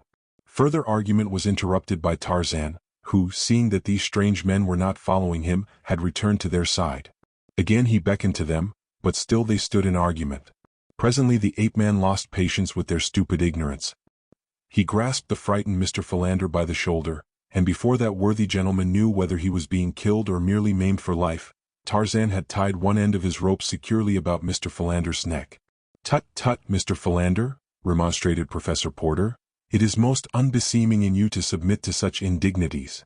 But scarcely were the words out of his mouth ere he, too, had been seized and securely bound by the neck with the same rope. Then Tarzan set off toward the north, leading the now thoroughly frightened professor and his secretary. In deathly silence they proceeded for what seemed hours to the two tired and hopeless old men, but presently as they topped a little rise of ground they were overjoyed to see the cabin lying before them, not 100 yards distant. Here Tarzan released them and, pointing toward the little building, vanished into the jungle beside them. Most remarkable," gasped the professor. "But you see, Mr. Philander, that I was quite right as usual, and but for your stubborn willfulness we should have escaped a series of most humiliating, not to say dangerous accidents. Pray allow yourself to be guided by a more mature and practical mind hereafter when in need of wise counsel." Mr. Samuel T. Philander was too much relieved at the happy outcome to their adventure to take umbrage at the professor's cruel fling. Instead he grasped his friend's arm and hastened him forward in the direction of the cabin. It was a much relieved party of castaways that found itself once more united. Dawn discovered them still recounting their various adventures and speculating upon the identity of the strange guardian and protector they had found on this savage shore. Esmeralda was positive that it was none other than an angel of the Lord, sent down especially to watch over them. "Had you seen him devour the raw meat of the lion, Esmeralda," laughed Clayton, "you would have thought him a very material angel." "There was nothing heavenly about his voice," said Jane Porter, with a little shudder at recollection of the awful roar which had followed the killing of the lioness. "Nor did it precisely comport with my preconceived ideas of the dignity of divine messengers," remarked Professor Porter, "when the gentleman tied two highly respectable and erudite scholars neck to neck and dragged them through the jungle as though they had been cows." Chapter 17. Burials. As it was now quite light, the party, none of whom had eaten or slept since the previous morning, began to bestir themselves to prepare food. The mutineers of the Arrow had landed a small supply of dried meats, canned soups and vegetables, crackers, flour, tea, and coffee for the 5 they had marooned, and these were hurriedly drawn upon to satisfy the craving of long-famished appetites. The next task was to make the cabin habitable, and to this end it was decided to at once remove the gruesome relics of the tragedy which had taken place there on some bygone day. Professor Porter and Mr. Philander were deeply interested in examining the skeletons. The 2 larger, they stated, had belonged to a male and female of one of the higher white races. The smallest skeleton was given but passing attention, as its location in the crib left no doubt as to its having been the infant offspring of this unhappy couple.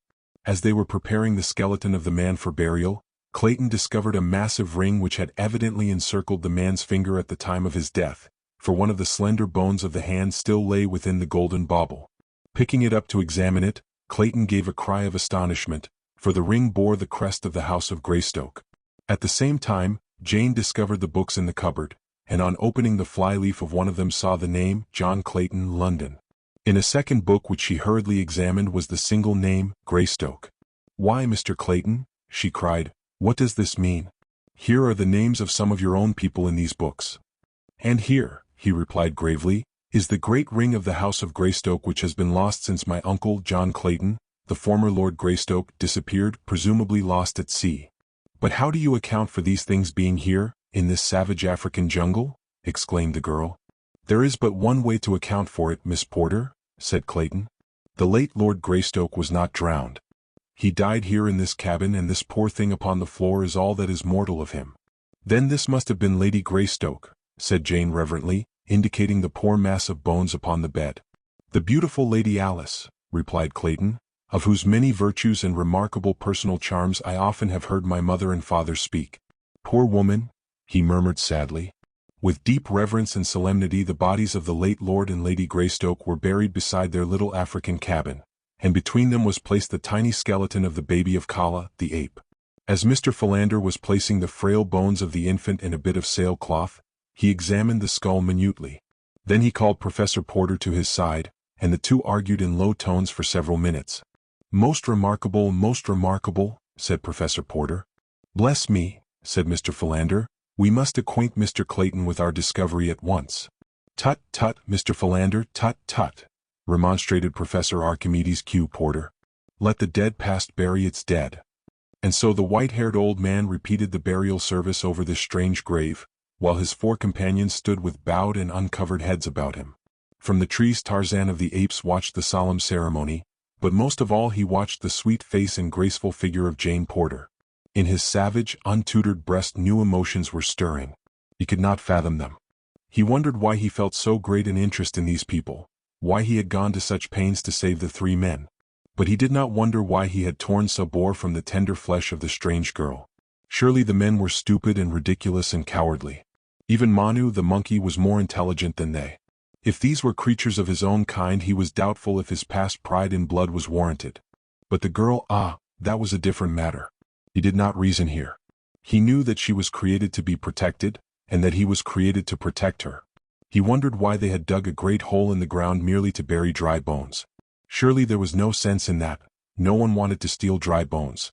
Had there been meat upon them he could have understood, for thus alone might one keep his meat from Dango, the hyena, and the other robbers of the jungle. When the grave had been filled with earth the little party turned back toward the cabin, and Esmeralda, still weeping copiously for the 2 she had never heard of before today, and who had been dead 20 years, chanced to glance toward the harbor. Instantly her tears ceased. "Look at them low-down white trash out there," she shrilled, pointing toward the arrow. "They all's a-desecrating us, right here on this here perverted island." And sure enough, the arrow was being worked toward the open sea, slowly through the harbor's entrance.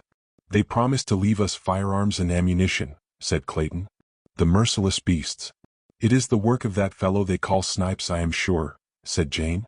"King was a scoundrel, but he had a little sense of humanity. If they had not killed him, I know that he would have seen that we were properly provided for before they left us to our fate." "I regret that they did not visit us before sailing," said Professor Porter. "I had proposed requesting them to leave the treasure with us, as I shall be a ruined man if that is lost." Jane looked at her father sadly. "Never mind, dear," she said. "It wouldn't have done any good, because it is solely for the treasure that they killed their officers and landed us upon this awful shore." "Tut, tut, child, tut, tut," replied Professor Porter. "You are a good child but inexperienced in practical matters," and Professor Porter turned and walked slowly away toward the jungle, his hands clasped beneath his long coat tails and his eyes bent upon the ground. His daughter watched him with a pathetic smile upon her lips, and then turning to Mr. Philander, she whispered, "Please don't let him wander off again as he did yesterday. We depend upon you, you know, to keep a close watch upon him." "He becomes more difficult to handle each day," replied Mr. Philander, with a sigh and a shake of his head. "I presume he is now off to report to the directors of the zoo that one of their lions was at large last night." "Oh, Miss Jane, you don't know what I have to contend with." "Yes, I do, Mr. Philander, but while we all love him, you alone are best fitted to manage him, for regardless of what he may say to you, he respects your great learning, and therefore has immense confidence in your judgment. The poor dear cannot differentiate between erudition and wisdom." Mr. Philander, with a mildly puzzled expression on his face, turned to pursue Professor Porter, and in his mind he was revolving the question of whether he should feel complimented or aggrieved at Miss Porter's rather backhanded compliment. Tarzan had seen the consternation depicted upon the faces of the little group as they witnessed the departure of the arrow, so, as the ship was a wonderful novelty to him in addition, he determined to hasten out to the point of land at the north of the harbor's mouth and obtain a nearer view of the boat, as well as to learn, if possible, the direction of its flight. Swinging through the trees with great speed, he reached the point only a moment after the ship had passed out of the harbor, so that he obtained an excellent view of the wonders of this strange floating house. There were some 20 men running hither and thither about the deck, pulling and hauling on ropes. A light land breeze was blowing, and the ship had been worked through the harbor's mouth under scant sail, but now that they had cleared the point, every available shred of canvas was being spread that she might stand out to sea as handily as possible. Tarzan watched the graceful movements of the ship in rapt admiration, and longed to be aboard her. Presently his keen eyes caught the faintest suspicion of smoke on the far northern horizon, and he wondered over the cause of such a thing out on the great water. About the same time the lookout on the arrow must have discerned it, for in a few minutes Tarzan saw the sails being shifted and shortened. The ship came about, and presently he knew that she was beating back toward land. A man at the bows was constantly heaving into the sea a rope to the end of which a small object was fastened. Tarzan wondered what the purpose of this action might be. At last the ship came up directly into the wind, the anchor was lowered, down came the sails. There was great scurrying about on deck. A boat was lowered, and in it a great chest was placed. Then a dozen sailors bent to the oars and pulled rapidly toward the point where Tarzan crouched in the branches of a tree. In the stern of the boat, as it drew nearer, Tarzan saw the rat-faced man. It was but a few minutes later that the boat touched the beach. The men jumped out and lifted the great chest to the sand. They were on the north side of the point so that their presence was concealed from those at the cabin. The men argued angrily for a moment. Then the rat-faced one, with several companions, ascended the low bluff on which stood the tree that concealed Tarzan. They looked about for several minutes.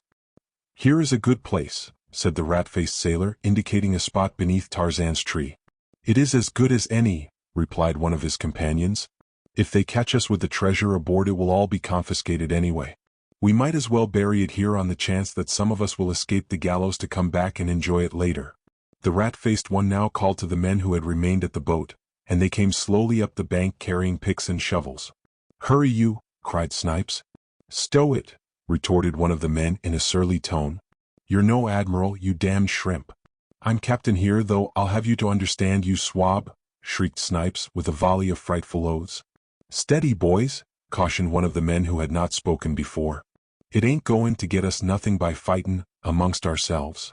"Right enough," replied the sailor who had resented Snipes' autocratic tones, "but it ain't a-goin' to get nobody nothin' to put on airs in this bloomin' company neither." "You fellows dig here," said Snipes, indicating a spot beneath the tree.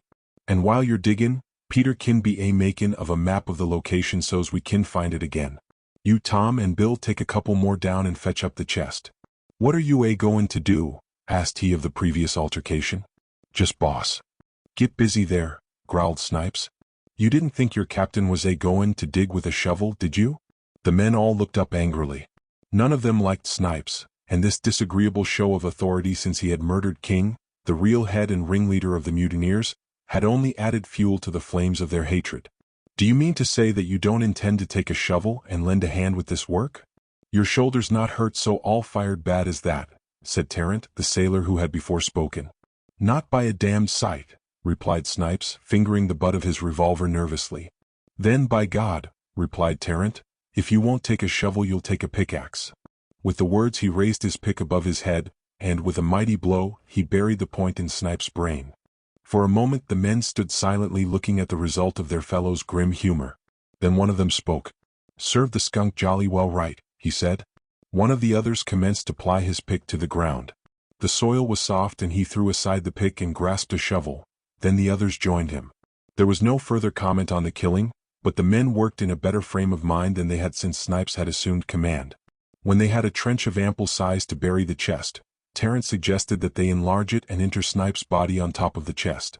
"It might help fool any as apeen to be diggin' areabouts," he explained. The others saw the cunning of the suggestion, and so the trench was lengthened to accommodate the corpse, and in the center a deeper hole was excavated for the box, which was first wrapped in sailcloth and then lowered to its place, which brought its top about a foot below the bottom of the grave. Earth was shoveled in and tramped down about the chest until the bottom of the grave showed level and uniform. Two of the men rolled the rat-faced corpse unceremoniously into the grave, after first stripping it of its weapons and various other articles which the several members of the party coveted for their own. They then filled the grave with earth and tramped upon it until it would hold no more. The balance of the loose earth was thrown far and wide, and a mass of dead undergrowth spread in as natural a manner as possible over the new-made grave to obliterate all signs of the ground having been disturbed. Their work done, the sailors returned to the small boat, and pulled off rapidly toward the Arrow. The breeze had increased considerably, and as the smoke upon the horizon was now plainly discernible in considerable volume, the mutineers lost no time in getting under full sail and bearing away toward the southwest. Tarzan, an interested spectator of all that had taken place, sat speculating on the strange actions of these peculiar creatures. Men were indeed more foolish and more cruel than the beasts of the jungle. How fortunate was he who lived in the peace and security of the great forest. Tarzan wondered what the chest they had buried contained. If they did not want it, why did they not merely throw it into the water? That would have been much easier. Ah, he thought, but they do want it.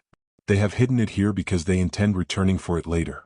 Tarzan dropped to the ground and commenced to examine the earth about the excavation. He was looking to see if these creatures had dropped anything which he might like to own. Soon he discovered a spade hidden by the underbrush which they had laid upon the grave. He seized it and attempted to use it as he had seen the sailors do. It was awkward work and hurt his bare feet, but he persevered until he had partially uncovered the body. This he dragged from the grave and laid to one side. Then he continued digging until he had unearthed the chest. This also he dragged to the side of the corpse. Then he filled in the smaller hole below the grave, replaced the body and the earth around and above it, covered it over with underbrush and returned to the chest. Four sailors had sweated beneath the burden of its weight. Tarzan of the Apes picked it up as though it had been an empty packing case, and with the spade slung to his back by a piece of rope, carried it off into the densest part of the jungle. He could not well negotiate the trees with his awkward burden, but he kept to the trails and so made fairly good time. For several hours he traveled a little north of east until he came to an impenetrable wall of matted and tangled vegetation. Then he took to the lower branches, and in another 15 minutes he emerged into the amphitheater of the apes, where they met in council, or to celebrate the rites of the dum-dum. Near the center of the clearing and not far from the drum or altar, he commenced to dig. This was harder work than turning up the freshly excavated earth at the grave, but Tarzan of the Apes was persevering, and so he kept at his labor until he was rewarded by seeing a hole sufficiently deep to receive the chest and effectually hide it from view. Why had he gone to all this labor without knowing the value of the contents of the chest? Tarzan of the Apes had a man's figure and a man's brain, but he was an ape by training and environment. His brain told him that the chest contained something valuable, or the men would not have hidden it. His training had taught him to imitate whatever was new and unusual, and now the natural curiosity, which is as common to men as to apes, prompted him to open the chest and examine its contents. But the heavy lock and massive iron bands baffled both his cunning and his immense strength, so that he was compelled to bury the chest without having his curiosity satisfied. By the time Tarzan had hunted his way back to the vicinity of the cabin, feeding as he went, it was quite dark. Within the little building a light was burning, for Clayton had found an unopened tin of oil which had stood intact for 20 years, a part of the supplies left with the Claytons by Black Michael. The lamps also were still usable, and thus the interior of the cabin appeared as bright as day to the astonished Tarzan. He had often wondered at the exact purpose of the lamps. His reading and the pictures had told him what they were, but he had no idea of how they could be made to produce the wondrous sunlight that some of his pictures had portrayed them as diffusing upon all surrounding objects. As he approached the window nearest the door, he saw that the cabin had been divided into 2 rooms by a rough partition of boughs and sailcloth. In the front room were the 3 men, the 2 older deep in argument, while the younger, tilted back against the wall on an improvised stool, was deeply engrossed in reading one of Tarzan's books. Tarzan was not particularly interested in the men, however, so he sought the other window. There was the girl. How beautiful her features. How delicate her snowy skin. She was writing at Tarzan's own table beneath the window. Upon a pile of grasses at the far side of the room lay the negress asleep. For an hour Tarzan feasted his eyes upon her while she wrote. How he longed to speak to her, but he dared not attempt it, for he was convinced that, like the young man, she would not understand him, and he feared, too, that he might frighten her away. At length she arose, leaving her manuscript upon the table. She went to the bed upon which had been spread several layers of soft grasses. These she rearranged. Then she loosened the soft mass of golden hair which crowned her head. Like a shimmering waterfall turned to burnished metal by a dying sun, it fell about her oval face. In waving lines below her waist it tumbled. Tarzan was spellbound. Then she extinguished the lamp, and all within the cabin was wrapped in Cimmerian darkness. Still Tarzan watched. Creeping close beneath the window he waited, listening for half an hour. At last he was rewarded by the sounds of the regular breathing within, which denotes sleep. Cautiously he intruded his hand between the meshes of the lattice until his whole arm was within the cabin. Carefully he felt upon the desk. At last he grasped the manuscript upon which Jane Porter had been writing, and as cautiously withdrew his arm and hand, holding the precious treasure. Tarzan folded the sheets into a small parcel which he tucked into the quiver with his arrows. Then he melted away into the jungle as softly and as noiselessly as a shadow. Chapter 18. The Jungle Toll. Early the following morning Tarzan awoke, and his first thought of the new day, as the last of yesterday, was of the wonderful writing which lay hidden in his quiver. Hurriedly he brought it forth, hoping against hope that he could read what the beautiful white girl had written there the preceding evening. At the first glance he suffered a bitter disappointment. Never before had he so yearned for anything as now he did for the ability to interpret a message from that golden-haired divinity who had come so suddenly and so unexpectedly into his life. What did it matter if the message were not intended for him? It was an expression of her thoughts, and that was sufficient for Tarzan of the Apes. And now to be baffled by strange, uncouth characters the like of which he had never seen before. Why, they even tipped in the opposite direction from all that he had ever examined either in printed books or the difficult script of the few letters he had found. Even the little bugs of the Black Book were familiar friends, though their arrangement meant nothing to him, but these bugs were new and unheard of. For 20 minutes he pored over them, when suddenly they commenced to take familiar though distorted shapes. Ah, they were his old friends, but badly crippled.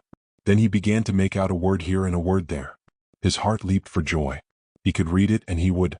In another half hour he was progressing rapidly, and but for an exceptional word now and again, he found it very plain sailing.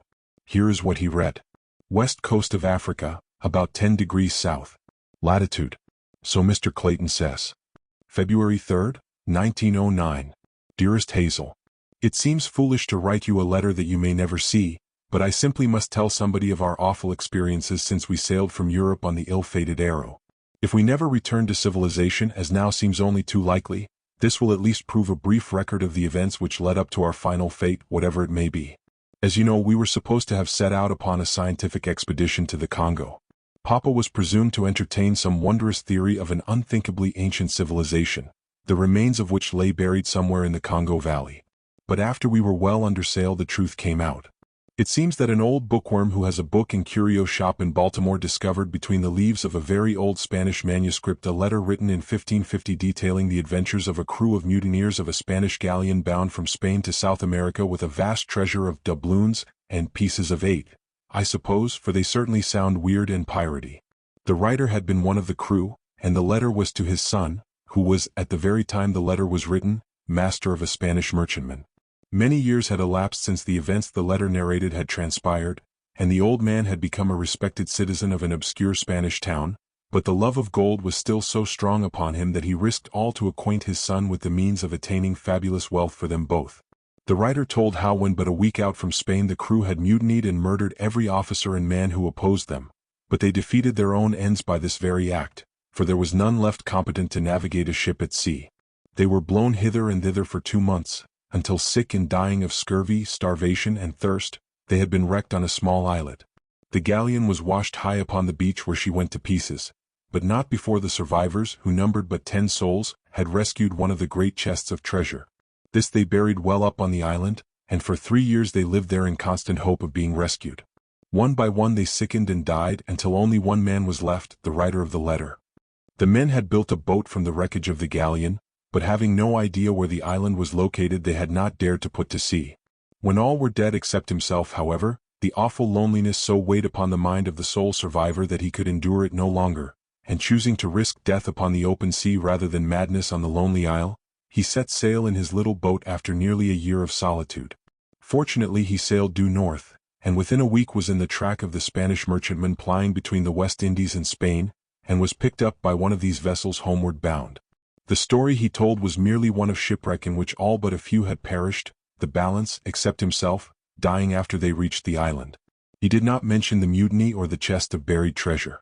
The master of the merchantman assured him that from the position at which they had picked him up, and the prevailing winds for the past week, he could have been on no other island than one of the Cape Verde group, which lie off the west coast of Africa in about 16 degrees or 17 degrees north latitude.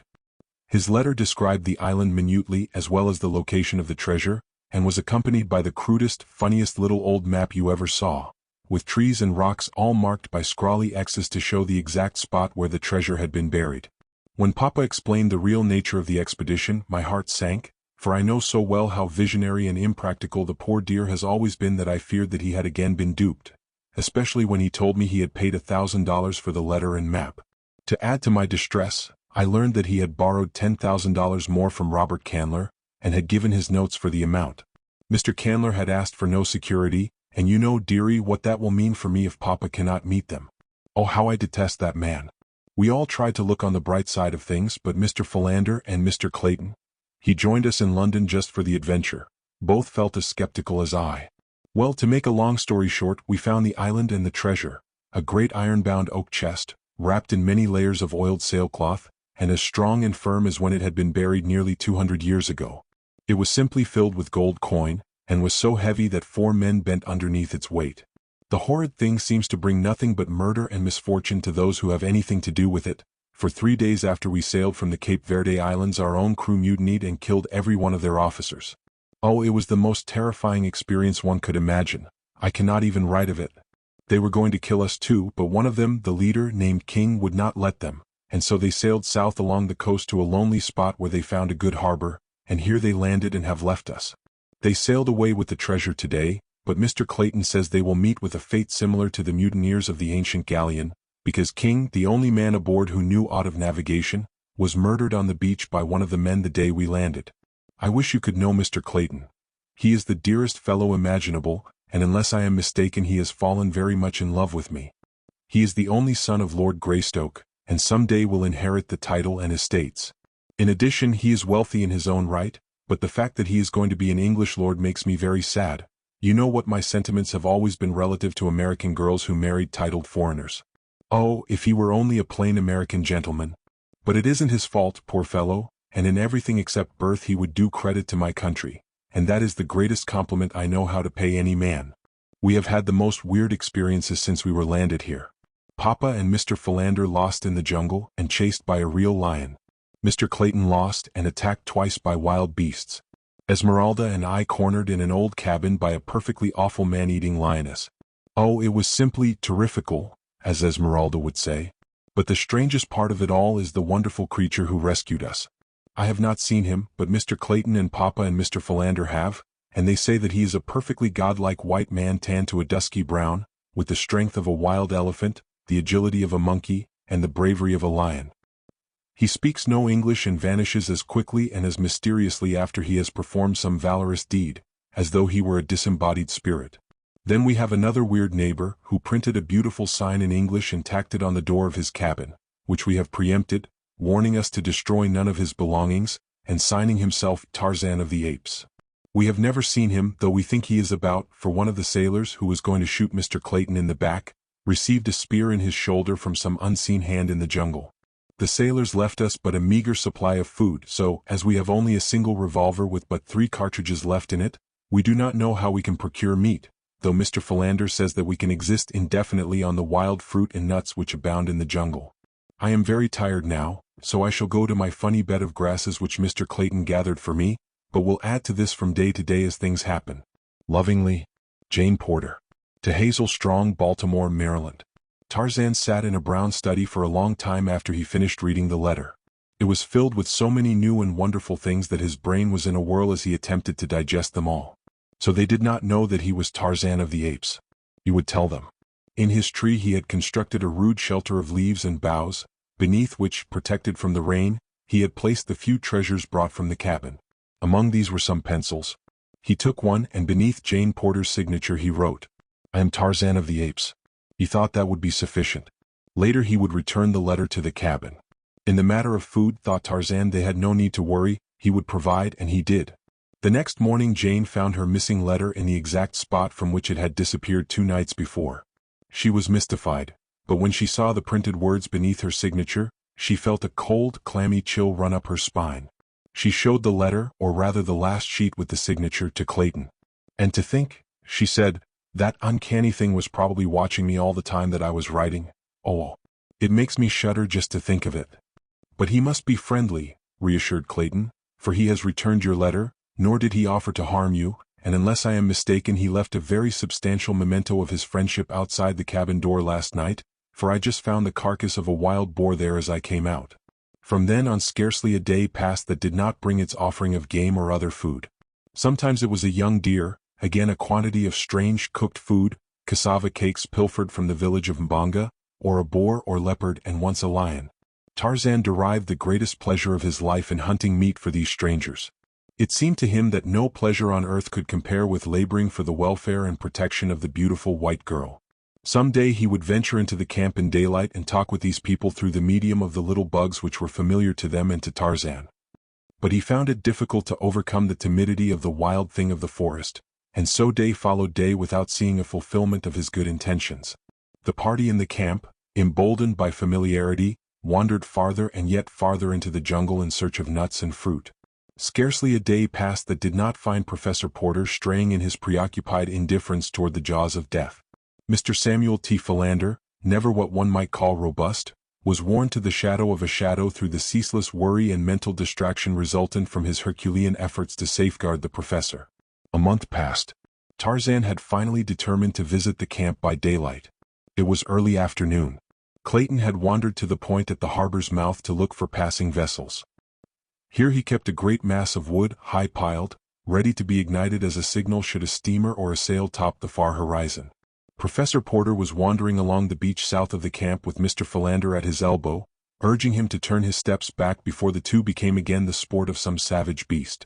The others gone, Jane and Esmeralda had wandered into the jungle to gather fruit, and in their search were led farther and farther from the cabin. Tarzan waited in silence before the door of the little house until they should return. His thoughts were of the beautiful white girl. They were always of her now. He wondered if she would fear him, and the thought all but caused him to relinquish his plan. He was rapidly becoming impatient for her return, that he might feast his eyes upon her and be near her, perhaps touch her. The ape-man knew no god, but he was as near to worshipping his divinity as mortal man ever comes to worship. While he waited he passed the time printing a message to her. Whether he intended giving it to her he himself could not have told, but he took infinite pleasure in seeing his thoughts expressed in print, in which he was not so uncivilized after all. He wrote, "I am Tarzan of the Apes. I want you. I am yours. You are mine. We live here together always in my house. I will bring you the best of fruits, the tenderest deer, the finest meats that roam the jungle. I will hunt for you. I am the greatest of the jungle fighters. I will fight for you. I am the mightiest of the jungle fighters. You are Jane Porter, I saw it in your letter. When you see this you will know that it is for you and that Tarzan of the Apes loves you. As he stood, straight as a young Indian, by the door, waiting after he had finished the message, there came to his keen ears a familiar sound. It was the passing of a great ape through the lower branches of the forest.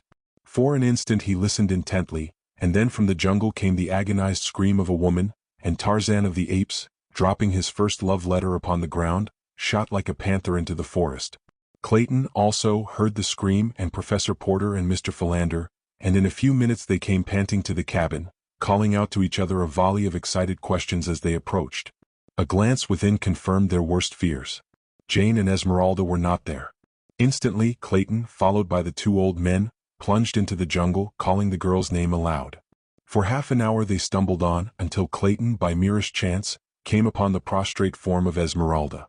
He stopped beside her, feeling for her pulse and then listening for her heartbeats. She lived. He shook her. Esmeralda, he shrieked in her ear. Esmeralda. For God's sake, where is Miss Porter? What has happened? Esmeralda. Slowly Esmeralda opened her eyes. She saw Clayton. She saw the jungle about her. Oh, Gabrielle, she screamed and fainted again. By this time Professor Porter and Mr. Philander had come up. What shall we do, Mr. Clayton? Asked the old professor. Where shall we look? God could not have been so cruel as to take my little girl away from me now. We must arouse Esmeralda first, replied Clayton. She can tell us what has happened. Esmeralda, he cried again, shaking the black woman roughly by the shoulder. Oh, Gabrielle, I want to die, cried the poor woman, but with eyes fast closed. Let me die, dear Lord, don't let me see that awful face again. Come, come, Esmeralda, cried Clayton. The Lord isn't here, it's Mr. Clayton. Open your eyes. Esmeralda did as she was bade. Oh, Gabrielle. Thank the Lord, she said. Where's Miss Porter? What happened? Questioned Clayton. Ain't Miss Jane here? Cried Esmeralda, sitting up with wonderful celerity for one of her bulk. Oh Lord, now I remember. It must have took her away, and the negress commenced to sob and wail her lamentations. What took her away? Cried Professor Porter. A great big giant all covered with hair. A gorilla, Esmeralda? Questioned Mr. Philander, and the three men scarcely breathed as he voiced the horrible thought. I thought it was the devil, but I guess it must have been one of them gorillphants. Oh, my poor baby, my poor little honey, and again Esmeralda broke into uncontrollable sobbing.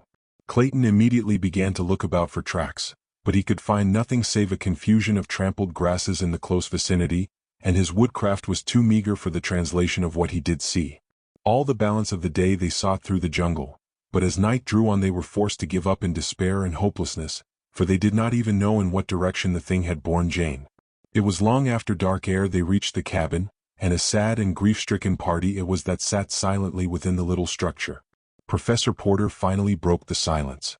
His tones were no longer those of the erudite pedant theorizing upon the abstract and the unknowable, but those of the man of action, determined, but tinged also by a note of indescribable hopelessness and grief which wrung an answering pang from Clayton's heart. I shall lie down now, said the old man, and try to sleep. Early tomorrow, as soon as it is light, I shall take what food I can carry and continue the search until I have found Jane. I will not return without her. His companions did not reply at once. Each was immersed in his own sorrowful thoughts, and each knew, as did the old professor, what the last words meant. Professor Porter would never return from the jungle. At length Clayton arose and laid his hand gently upon Professor Porter's bent old shoulder. I shall go with you, of course, he said. I knew that you would offer, that you would wish to go, Mr. Clayton, but you must not. Jane is beyond human assistance now. What was once my dear little girl shall not lie alone and friendless in the awful jungle. The same vines and leaves will cover us, the same rains beat upon us, and when the spirit of her mother is abroad, it will find us together in death, as it has always found us in life. No, it is I alone who may go, for she was my daughter, all that was left on earth for me to love. I shall go with you, said Clayton simply. The old man looked up, regarding the strong, handsome face of William Cecil Clayton intently. Perhaps he read there the love that lay in the heart beneath, the love for his daughter. He had been too preoccupied with his own scholarly thoughts in the past to consider the little occurrences, the chance words, which would have indicated to a more practical man that these young people were being drawn more and more closely to one another. Now they came back to him one by one. "As you wish," he said. "You may count on me also," said Mr. Philander. "No, my dear old friend," said Professor Porter. "We may not all go. It would be cruelly wicked to leave poor Esmeralda here alone, and 3 of us would be no more successful than 1. There be enough dead things in the cruel forest as it is. Come, let us try to sleep a little." Chapter 19. The Call of the Primitive. From the time Tarzan left the tribe of great anthropoids in which he had been raised, it was torn by continual strife and discord. Turcos proved a cruel and capricious king, so that, one by one, many of the older and weaker apes, upon whom he was particularly prone to vent his brutish nature, took their families and sought the quiet and safety of the far interior. But at last those who remained were driven to desperation by the continued truculence of Turcos, and it so happened that one of them recalled the parting admonition of Tarzan. "If you have a chief who is cruel, do not do as the other apes do, and attempt, any one of you, to pit yourself against him alone. But, instead, let 2 or 3 or 4 of you attack him together. Then, if you will do this, no chief will dare to be other than he should be, for 4 of you can kill any chief who may ever be over you." And the ape who recalled this wise counsel repeated it to several of his fellows, so that when Turcos returned to the tribe that day he found a warm reception awaiting him. There were no formalities. As Turcos reached the group, 5 huge hairy beasts sprang upon him. At heart he was an arrant coward, which is the way with bullies among apes as well as among men, so he did not remain to fight and die, but tore himself away from them as quickly as he could and fled into the sheltering boughs of the forest. 2 more attempts he made to rejoin the tribe, but on each occasion he was set upon and driven away. At last he gave it up and turned, foaming with rage and hatred, into the jungle. For several days he wandered aimlessly, nursing his spite and looking for some weak thing on which to vent his pent anger. It was in this state of mind that the horrible, man-like beast, swinging from tree to tree, came suddenly upon 2 women in the jungle. He was right above them when he discovered them. The first intimation Jane Porter had of his presence was when the great hairy body dropped to the earth beside her, and she saw the awful face and the snarling, hideous mouth thrust within a foot of her. One piercing scream escaped her lips as the brute hand clutched her arm. Then she was dragged toward those awful fangs which yawned at her throat. But ere they touched that fair skin another mood claimed the anthropoid. The tribe had kept his women. He must find others to replace them. This hairless white ape would be the first of his new household, and so he threw her roughly across his broad, hairy shoulders and leaped back into the trees, bearing Jane away. Esmeralda's scream of terror had mingled once with that of Jane, and then, as was Esmeralda's manner under stress of emergency which required presence of mind, she swooned. But Jane did not once lose consciousness. It is true that that awful face, pressing close to hers, and the stench of the foul breath beating upon her nostrils, paralyzed her with terror, but her brain was clear and she comprehended all that transpired. With what seemed to her marvelous rapidity the brute bore her through the forest, but still she did not cry out or struggle. The sudden advent of the ape had confused her to such an extent that she thought now that he was bearing her toward the beach. For this reason she conserved her energies and her voice until she could see that they had approached near enough to the camp to attract the succor she craved. She could not have known it, but she was being borne farther and farther into the impenetrable jungle. The scream that had brought Clayton and the 2 older men stumbling through the undergrowth had led Tarzan of the Apes straight to where Esmeralda lay, but it was not Esmeralda in whom his interest centered, though pausing over her he saw that she was unhurt. For a moment he scrutinized the ground below and the trees above, until the ape that was in him by virtue of training and environment, combined with the intelligence that was his by right of birth, told his wondrous woodcraft the whole story as plainly as though he had seen the thing happen with his own eyes. And then he was gone again into the swaying trees, following the high-flung spoor which no other human eye could have detected, much less translated.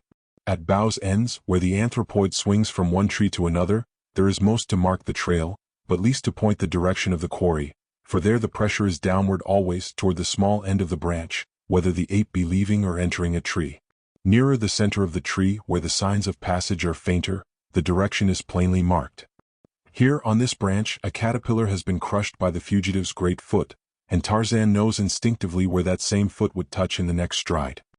Here he looks to find a tiny particle of the demolished larva, ofttimes not more than a speck of moisture. Again, a minute bit of bark has been upturned by the scraping hand, and the direction of the break indicates the direction of the passage. Or some great limb, or the stem of the tree itself has been brushed by the hairy body, and a tiny shred of hair tells him by the direction from which it is wedged beneath the bark that he is on the right trail. Nor does he need to check his speed to catch these seemingly faint records of the fleeing beast. To Tarzan they stand out boldly against all the myriad other scars and bruises and signs upon the leafy way. But strongest of all is the scent, for Tarzan is pursuing up the wind, and his trained nostrils are as sensitive as a hound's.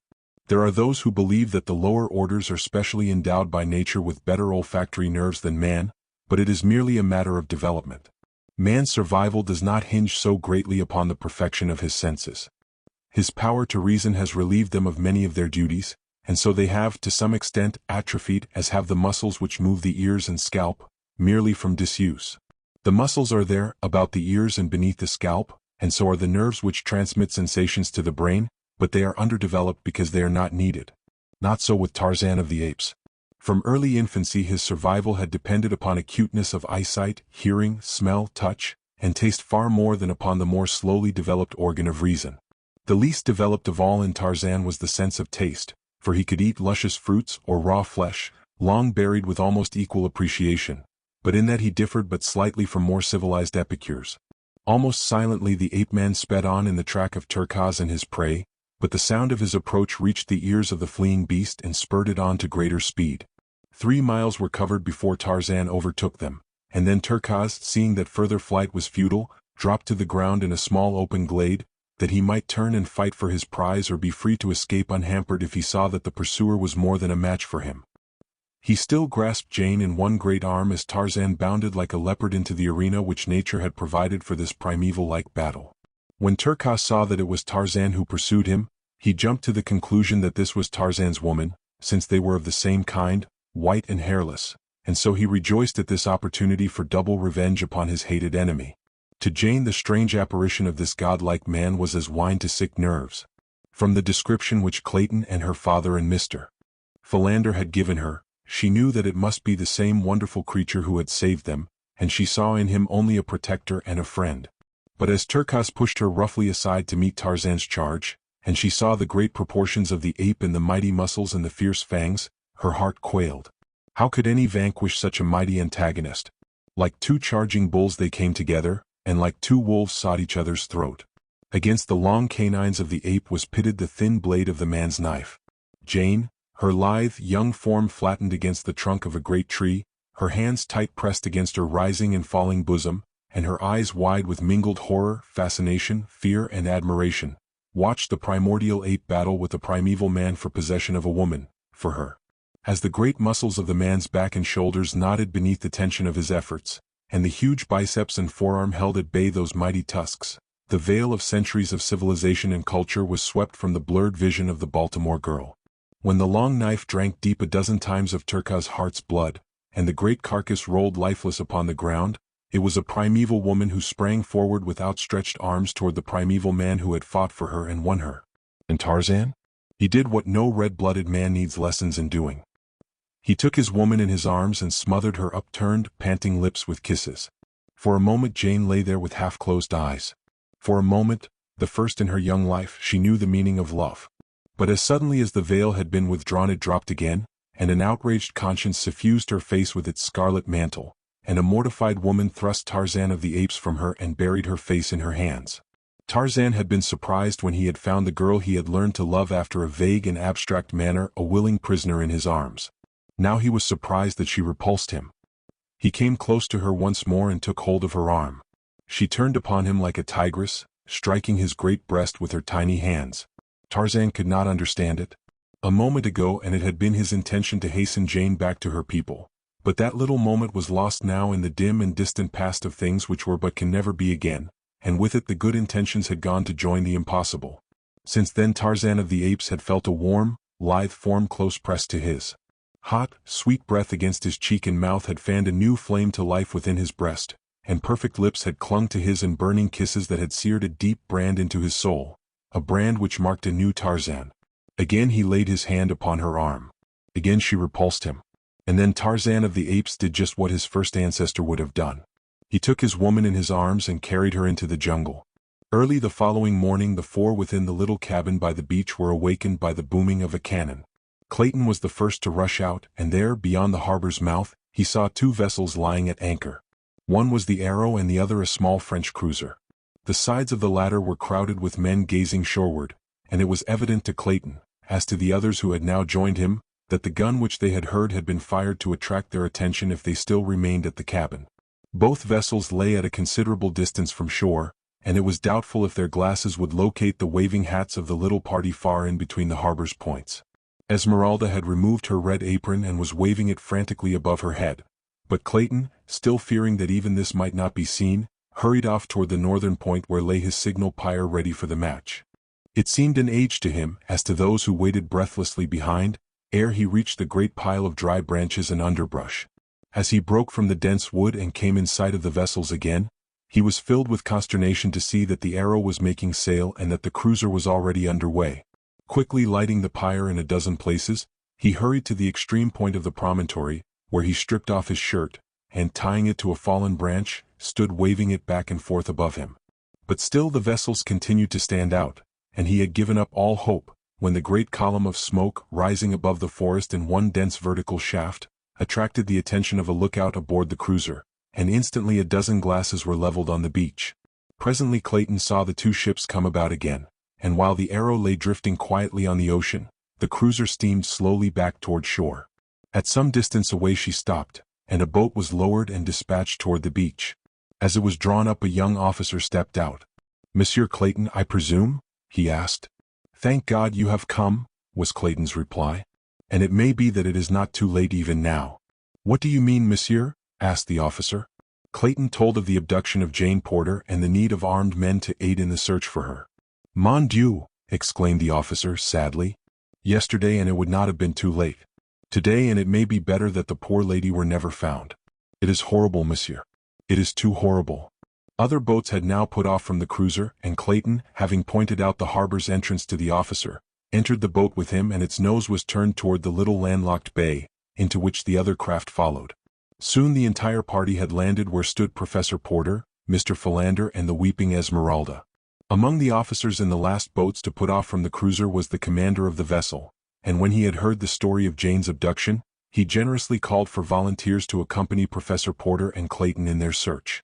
Not an officer or a man was there of those brave and sympathetic Frenchmen who did not quickly beg leave to be one of the expedition.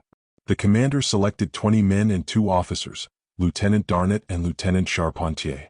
A boat was dispatched to the cruiser for provisions, ammunition, and carbines. The men were already armed with revolvers. Then, to Clayton's inquiries as to how they had happened to anchor offshore and fire a signal gun, the commander, Captain Dufresne, explained that a month before they had sighted the Arrow bearing southwest under considerable canvas, and that when they had signaled her to come about she had but crowded on more sail. They had kept her hull up until sunset, firing several shots after her, but the next morning she was nowhere to be seen. They had then continued to cruise up and down the coast for several weeks, and had about forgotten the incident of the recent chase, when early one morning a few days before the lookout had described a vessel laboring in the trough of a heavy sea and evidently entirely out of control. As they steamed nearer to the derelict they were surprised to note that it was the same vessel that had run from them a few weeks earlier. Her forestaysail and mizzen spanker were set as though an effort had been made to hold her head up into the wind, but the sheets had parted, and the sails were tearing to ribbons in the half-gale of wind.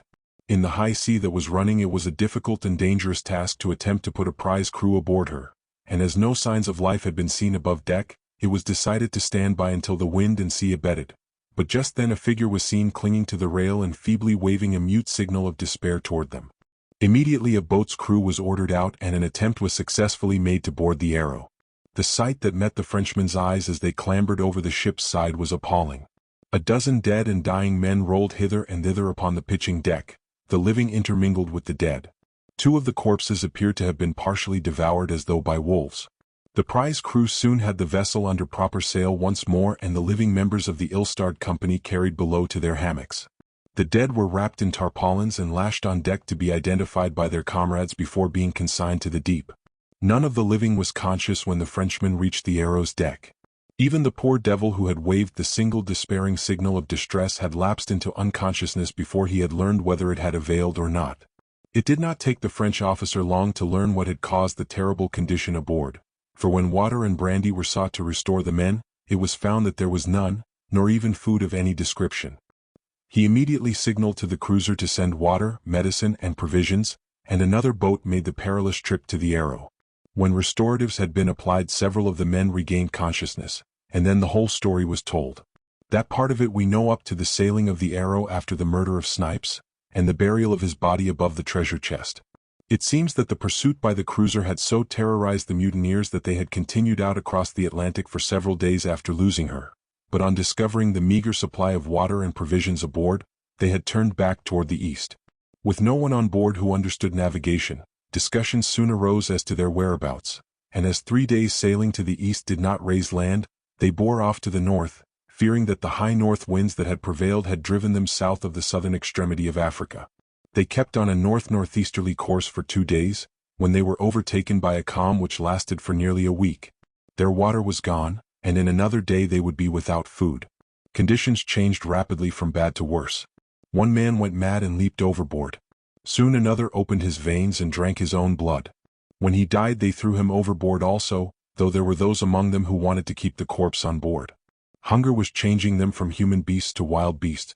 2 days before they had been picked up by the cruiser they had become too weak to handle the vessel, and that same day 3 men died.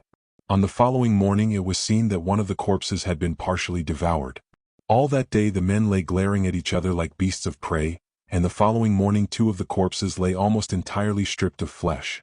The men were but little stronger for their ghoulish repast, for the want of water was by far the greatest agony with which they had to contend. And then the cruiser had come. When those who could had recovered, the entire story had been told to the French commander, but the men were too ignorant to be able to tell him at just what point on the coast the professor and his party had been marooned, so the cruiser had steamed slowly along within sight of land, firing occasional signal guns and scanning every inch of the beach with glasses. They had anchored by night so as not to neglect a particle of the shore line, and it had happened that the preceding night had brought them off the very beach where lay the little camp they sought. The signal guns of the afternoon before had not been heard by those on shore, it was presumed, because they had doubtless been in the thick of the jungle searching for Jane Porter, where the noise of their own crashing through the underbrush would have drowned the report of a far distant gun. By the time the 2 parties had narrated their several adventures, the cruiser's boat had returned with supplies and arms for the expedition. Within a few minutes the little body of sailors and the 2 French officers, together with Professor Porter and Clayton, set off upon their hopeless and ill-fated quest into the untracked jungle. Chapter 20. Heredity. When Jane realized that she was being borne away a captive by the strange forest creature who had rescued her from the clutches of the apes, she struggled desperately to escape, but the strong arms that held her as easily as though she had been but a day-old babe only pressed a little more tightly. So presently she gave up the futile effort and lay quietly, looking through half-closed lids at the face of the man who strode easily through the tangled undergrowth with her. The face above her was one of extraordinary beauty. A perfect type of the strongly masculine, unmarred by dissipation or brutal or degrading passions. For, though Tarzan of the Apes was a killer of men and of beasts, he killed as the hunter kills, dispassionately, except on those rare occasions when he had killed for hate, though not the brooding, malevolent hate which marks the features of its own with hideous lines. When Tarzan killed he more often smiled than scowled, and smiles are the foundation of beauty. One thing the girl had noticed particularly when she had seen Tarzan rushing upon Turquoise, the vivid scarlet band upon his forehead, from above the left eye to the scalp. But now as she scanned his features she noticed that it was gone, and only a thin white line marked the spot where it had been. As she lay more quietly in his arms Tarzan slightly relaxed his grip upon her. Once he looked down into her eyes and smiled, and the girl had to close her own to shut out the vision of that handsome, winning face. Presently Tarzan took to the trees and Jane, wondering that she felt no fear, began to realize that in many respects she had never felt more secure in her whole life than now as she lay in the arms of this strong wild creature, being borne, God alone knew where or to what fate, deeper and deeper into the savage fastness of the untamed forest. When, with closed eyes, she commenced to speculate upon the future, and terrifying fears were conjured by a vivid imagination, she had but to raise her lids and look upon that noble face so close to hers to dissipate the last remnant of apprehension. No, he could never harm her. Of that she was convinced when she translated the fine features and the frank, brave eyes above her into the chivalry which they proclaimed. On and on they went through what seemed to Jane a solid mass of verdure, yet ever there appeared to open before this forest god a passage, as by magic, which closed behind them as they passed. Scarce a branch scraped against her, yet above and below, before and behind, the view presented naught but a solid mass of inextricably interwoven branches and creepers. As Tarzan moved steadily onward, his mind was occupied with many strange and new thoughts. Here was a problem the like of which he had never encountered, and he felt rather than reasoned that he must meet it as a man and not as an ape. The free movement through the middle terrace, which was the route he had followed for the most part, had helped to cool the ardor of the first fierce passion of his new-found love. Now he discovered himself speculating upon the fate which would have fallen to the girl had he not rescued her from Turkaz.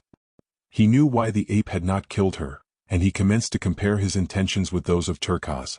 True, it was the order of the jungle for the male to take his mate by force, but could Tarzan be guided by the laws of the beasts? Was not Tarzan a man? But what did men do? He was puzzled, for he did not know. He wished that he might ask the girl, and then it came to him that she had already answered him in the futile struggle she had made to escape and to repulse him.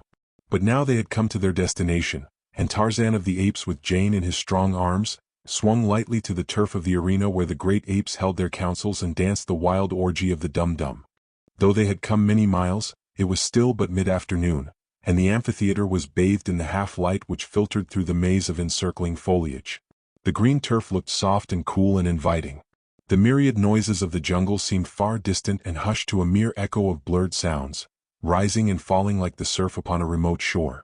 A feeling of dreamy peacefulness stole over Jane as she sank down upon the grass where Tarzan had placed her, and as she looked up at his great figure towering above her, there was added a strange sense of perfect security. As she watched him from beneath half-closed lids, Tarzan crossed the little circular clearing toward the trees upon the further side.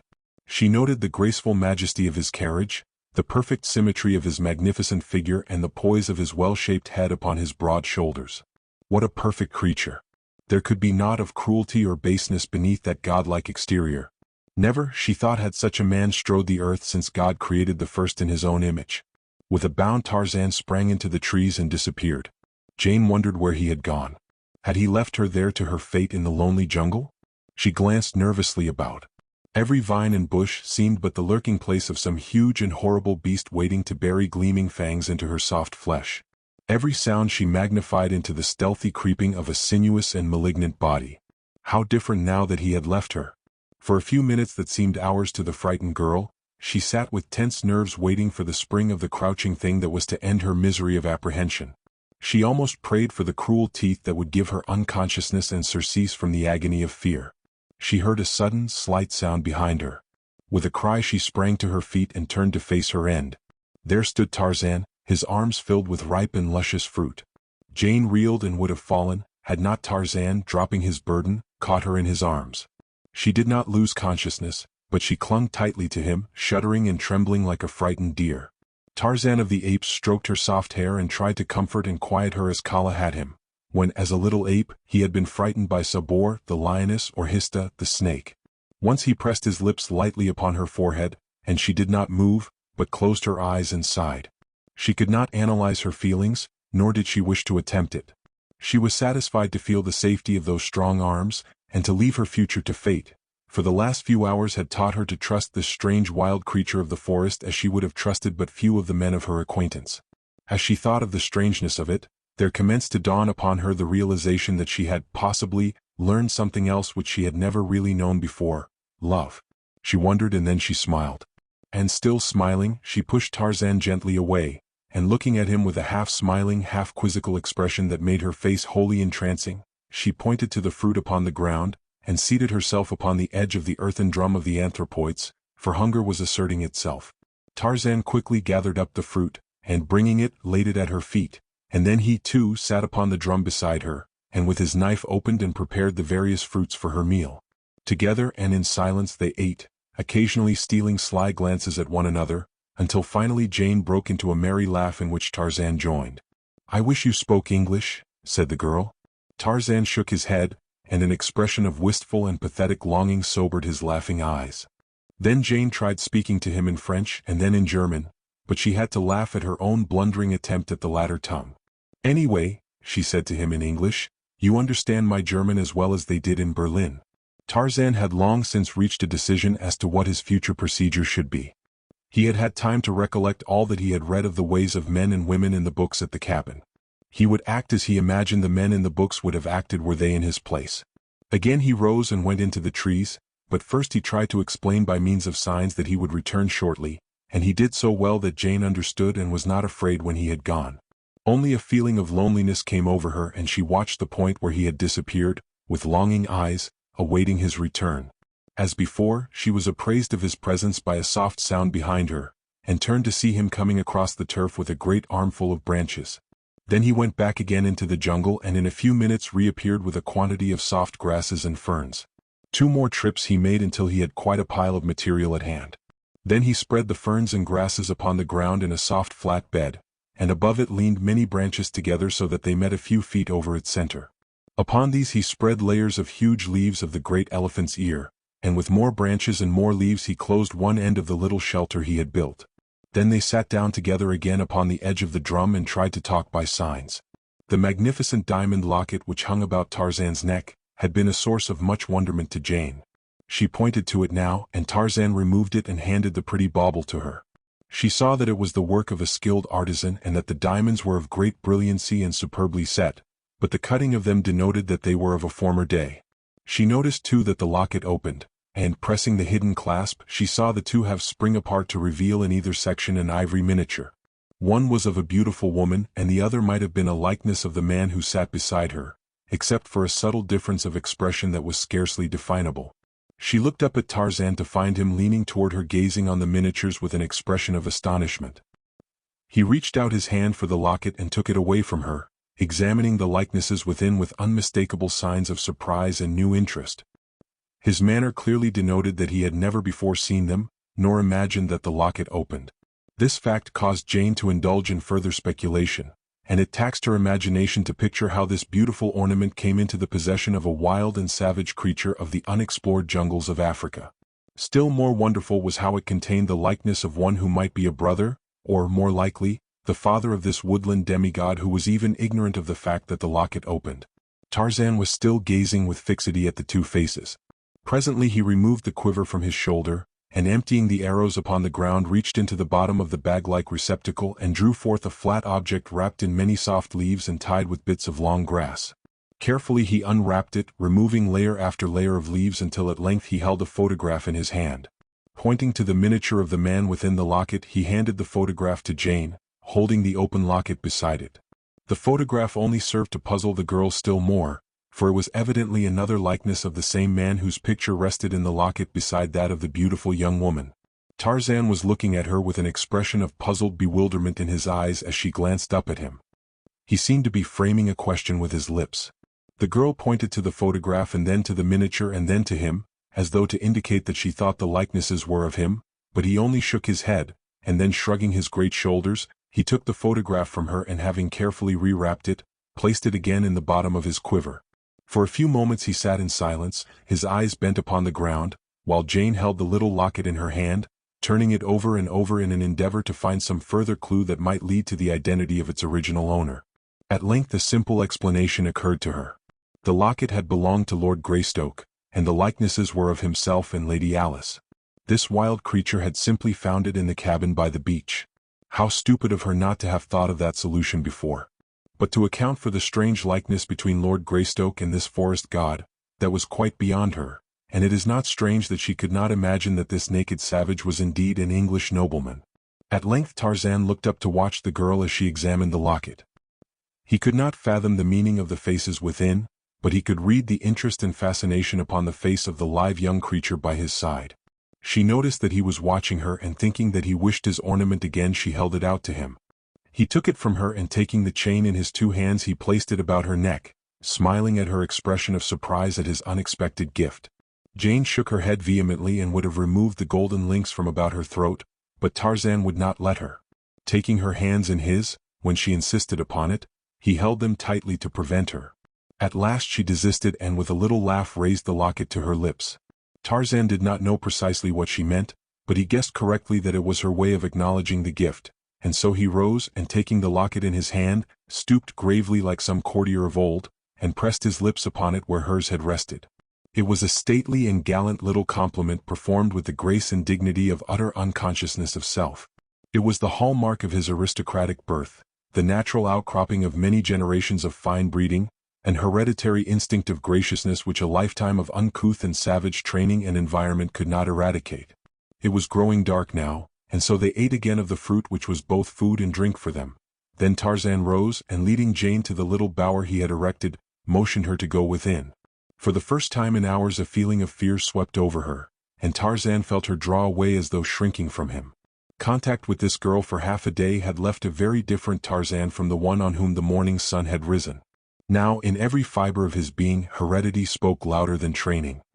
He had not in one swift transition become a polished gentleman from a savage ape-man, but at last the instincts of the former predominated, and over all was the desire to please the woman he loved and to appear well in her eyes. So Tarzan of the Apes did the only thing he knew to assure Jane of her safety. He removed his hunting knife from its sheath and handed it to her hilt first, again motioning her into the bower. The girl understood, and taking the long knife she entered and lay down upon the soft grasses while Tarzan of the Apes stretched himself upon the ground across the entrance. And thus the rising sun found them in the morning. When Jane awoke, she did not at first recall the strange events of the preceding day, and so she wondered at her odd surroundings, the little leafy bower, the soft grasses of her bed, the unfamiliar prospect from the opening at her feet. Slowly the circumstances of her position crept one by one into her mind. And then a great wonderment arose in her heart, a mighty wave of thankfulness and gratitude that though she had been in such terrible danger, yet she was unharmed. She moved to the entrance of the shelter to look for Tarzan. He was gone, but this time no fear assailed her for she knew that he would return. In the grass at the entrance to her bower she saw the imprint of his body where he had lain all night to guard her. She knew that the fact that he had been there was all that had permitted her to sleep in such peaceful security. With him near, who could entertain fear? She wondered if there was another man on earth with whom a girl could feel so safe in the heart of this savage African jungle. Even the lions and panthers had no fears for her now. She looked up to see his lithe form drop softly from a nearby tree. As he caught her eyes upon him, his face lighted with that frank and radiant smile that had won her confidence the day before.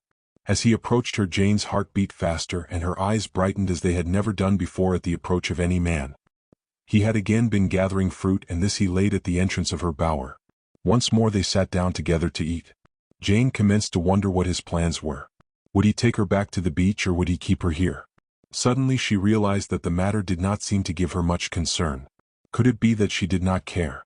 She began to comprehend, also, that she was entirely contented sitting here by the side of this smiling giant eating delicious fruit in a sylvan paradise far within the remote depths of an African jungle, that she was contented and very happy. She could not understand it.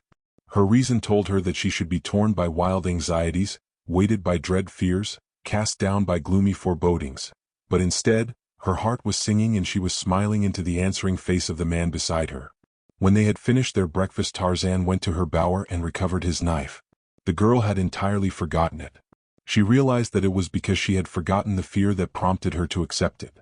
Motioning her to follow, Tarzan walked toward the trees at the edge of the arena, and taking her in one strong arm swung to the branches above. The girl knew that he was taking her back to her people, and she could not understand the sudden feeling of loneliness and sorrow which crept over her. For hours they swung slowly along. Tarzan of the Apes did not hurry. He tried to draw out the sweet pleasure of that journey with those dear arms about his neck as long as possible, and so he went far south of the direct route to the beach. Several times they halted for brief rests, which Tarzan did not need, and at noon they stopped for an hour at a little brook, where they quenched their thirst and ate. So it was nearly sunset when they came to the clearing, and Tarzan, dropping to the ground beside a great tree, parted the tall jungle grass and pointed out the little cabin to her.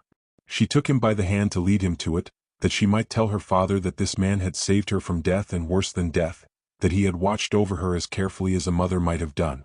But again the timidity of the wild thing in the face of human habitation swept over Tarzan of the Apes. He drew back, shaking his head. The girl came close to him, looking up with pleading eyes. Somehow she could not bear the thought of his going back into the terrible jungle alone. Still he shook his head, and finally he drew her to him very gently and stooped to kiss her. But first he looked into her eyes and waited to learn if she were pleased, or if she would repulse him. Just an instant the girl hesitated, and then she realized the truth, and throwing her arms about his neck she drew his face to hers and kissed him, unashamed. I love you, she murmured. From far in the distance came the faint sound of many guns. Tarzan and Jane raised their heads. From the cabin came Mr. Philander and Esmeralda. From where Tarzan and the girl stood they could not see the two vessels lying at anchor in the harbor. Tarzan pointed toward the sounds, touched his breast and pointed again. She understood. He was going, and something told her that it was because he thought her people were in danger. Again he kissed her. Come back to me, she whispered. I shall wait for you always. He was gone, and Jane turned to walk across the clearing to the cabin. Mr. Philander was the first to see her. It was dusk and Mr. Philander was very near-sighted. Quickly, Esmeralda, he cried. Let us seek safety within. It is a lioness. Bless me. Esmeralda did not bother to verify Mr. Philander's vision. His tone was enough. She was within the cabin and had slammed and bolted the door before he had finished pronouncing her name. The bless me was startled out of Mr. Philander by the discovery that Esmeralda, in the exuberance of her haste, had fastened him upon the same side of the door as was the close-approaching lioness. He beat furiously upon the heavy portal. Esmeralda! Esmeralda! He shrieked. Let me in. I am being devoured by a lion. Esmeralda thought that the noise upon the door was made by the lioness in her attempts to pursue her, so, after her custom, she fainted. Mr. Philander cast a frightened glance behind him. Horrors! The thing was quite close now. He tried to scramble up the side of the cabin, and succeeded in catching a fleeting hold upon the thatched roof. For a moment he hung there, clawing with his feet like a cat on a clothesline, but presently a piece of the thatch came away, and Mr. Philander, preceding it, was precipitated upon his back. At the instant he fell, a remarkable item of natural history leaped to his mind. If one feigns death, lions and lionesses are supposed to ignore one, according to Mr. Philander's faulty memory. So Mr. Philander lay as he had fallen, frozen into the horrid semblance of death. As his arms and legs had been extended stiffly upward as he came to earth upon his back, the attitude of death was anything but impressive. Jane had been watching his antics in mild-eyed surprise. Now she laughed, a little choking gurgle of a laugh, but it was enough. Mr. Philander rolled over upon his side and peered about. At length he discovered her. Jane, he cried. Jane Porter. Bless me. He scrambled to his feet and rushed toward her. He could not believe that it was she, and alive. Bless me. Where did you come from? Where in the world have you been? How? Mercy, Mr. Philander, interrupted the girl. I can never remember so many questions. Well, well, said Mr. Philander. Bless me. I am so filled with surprise and exuberant delight at seeing you safe and well again that I scarcely know what I am saying, really. But come, tell me all that has happened to you.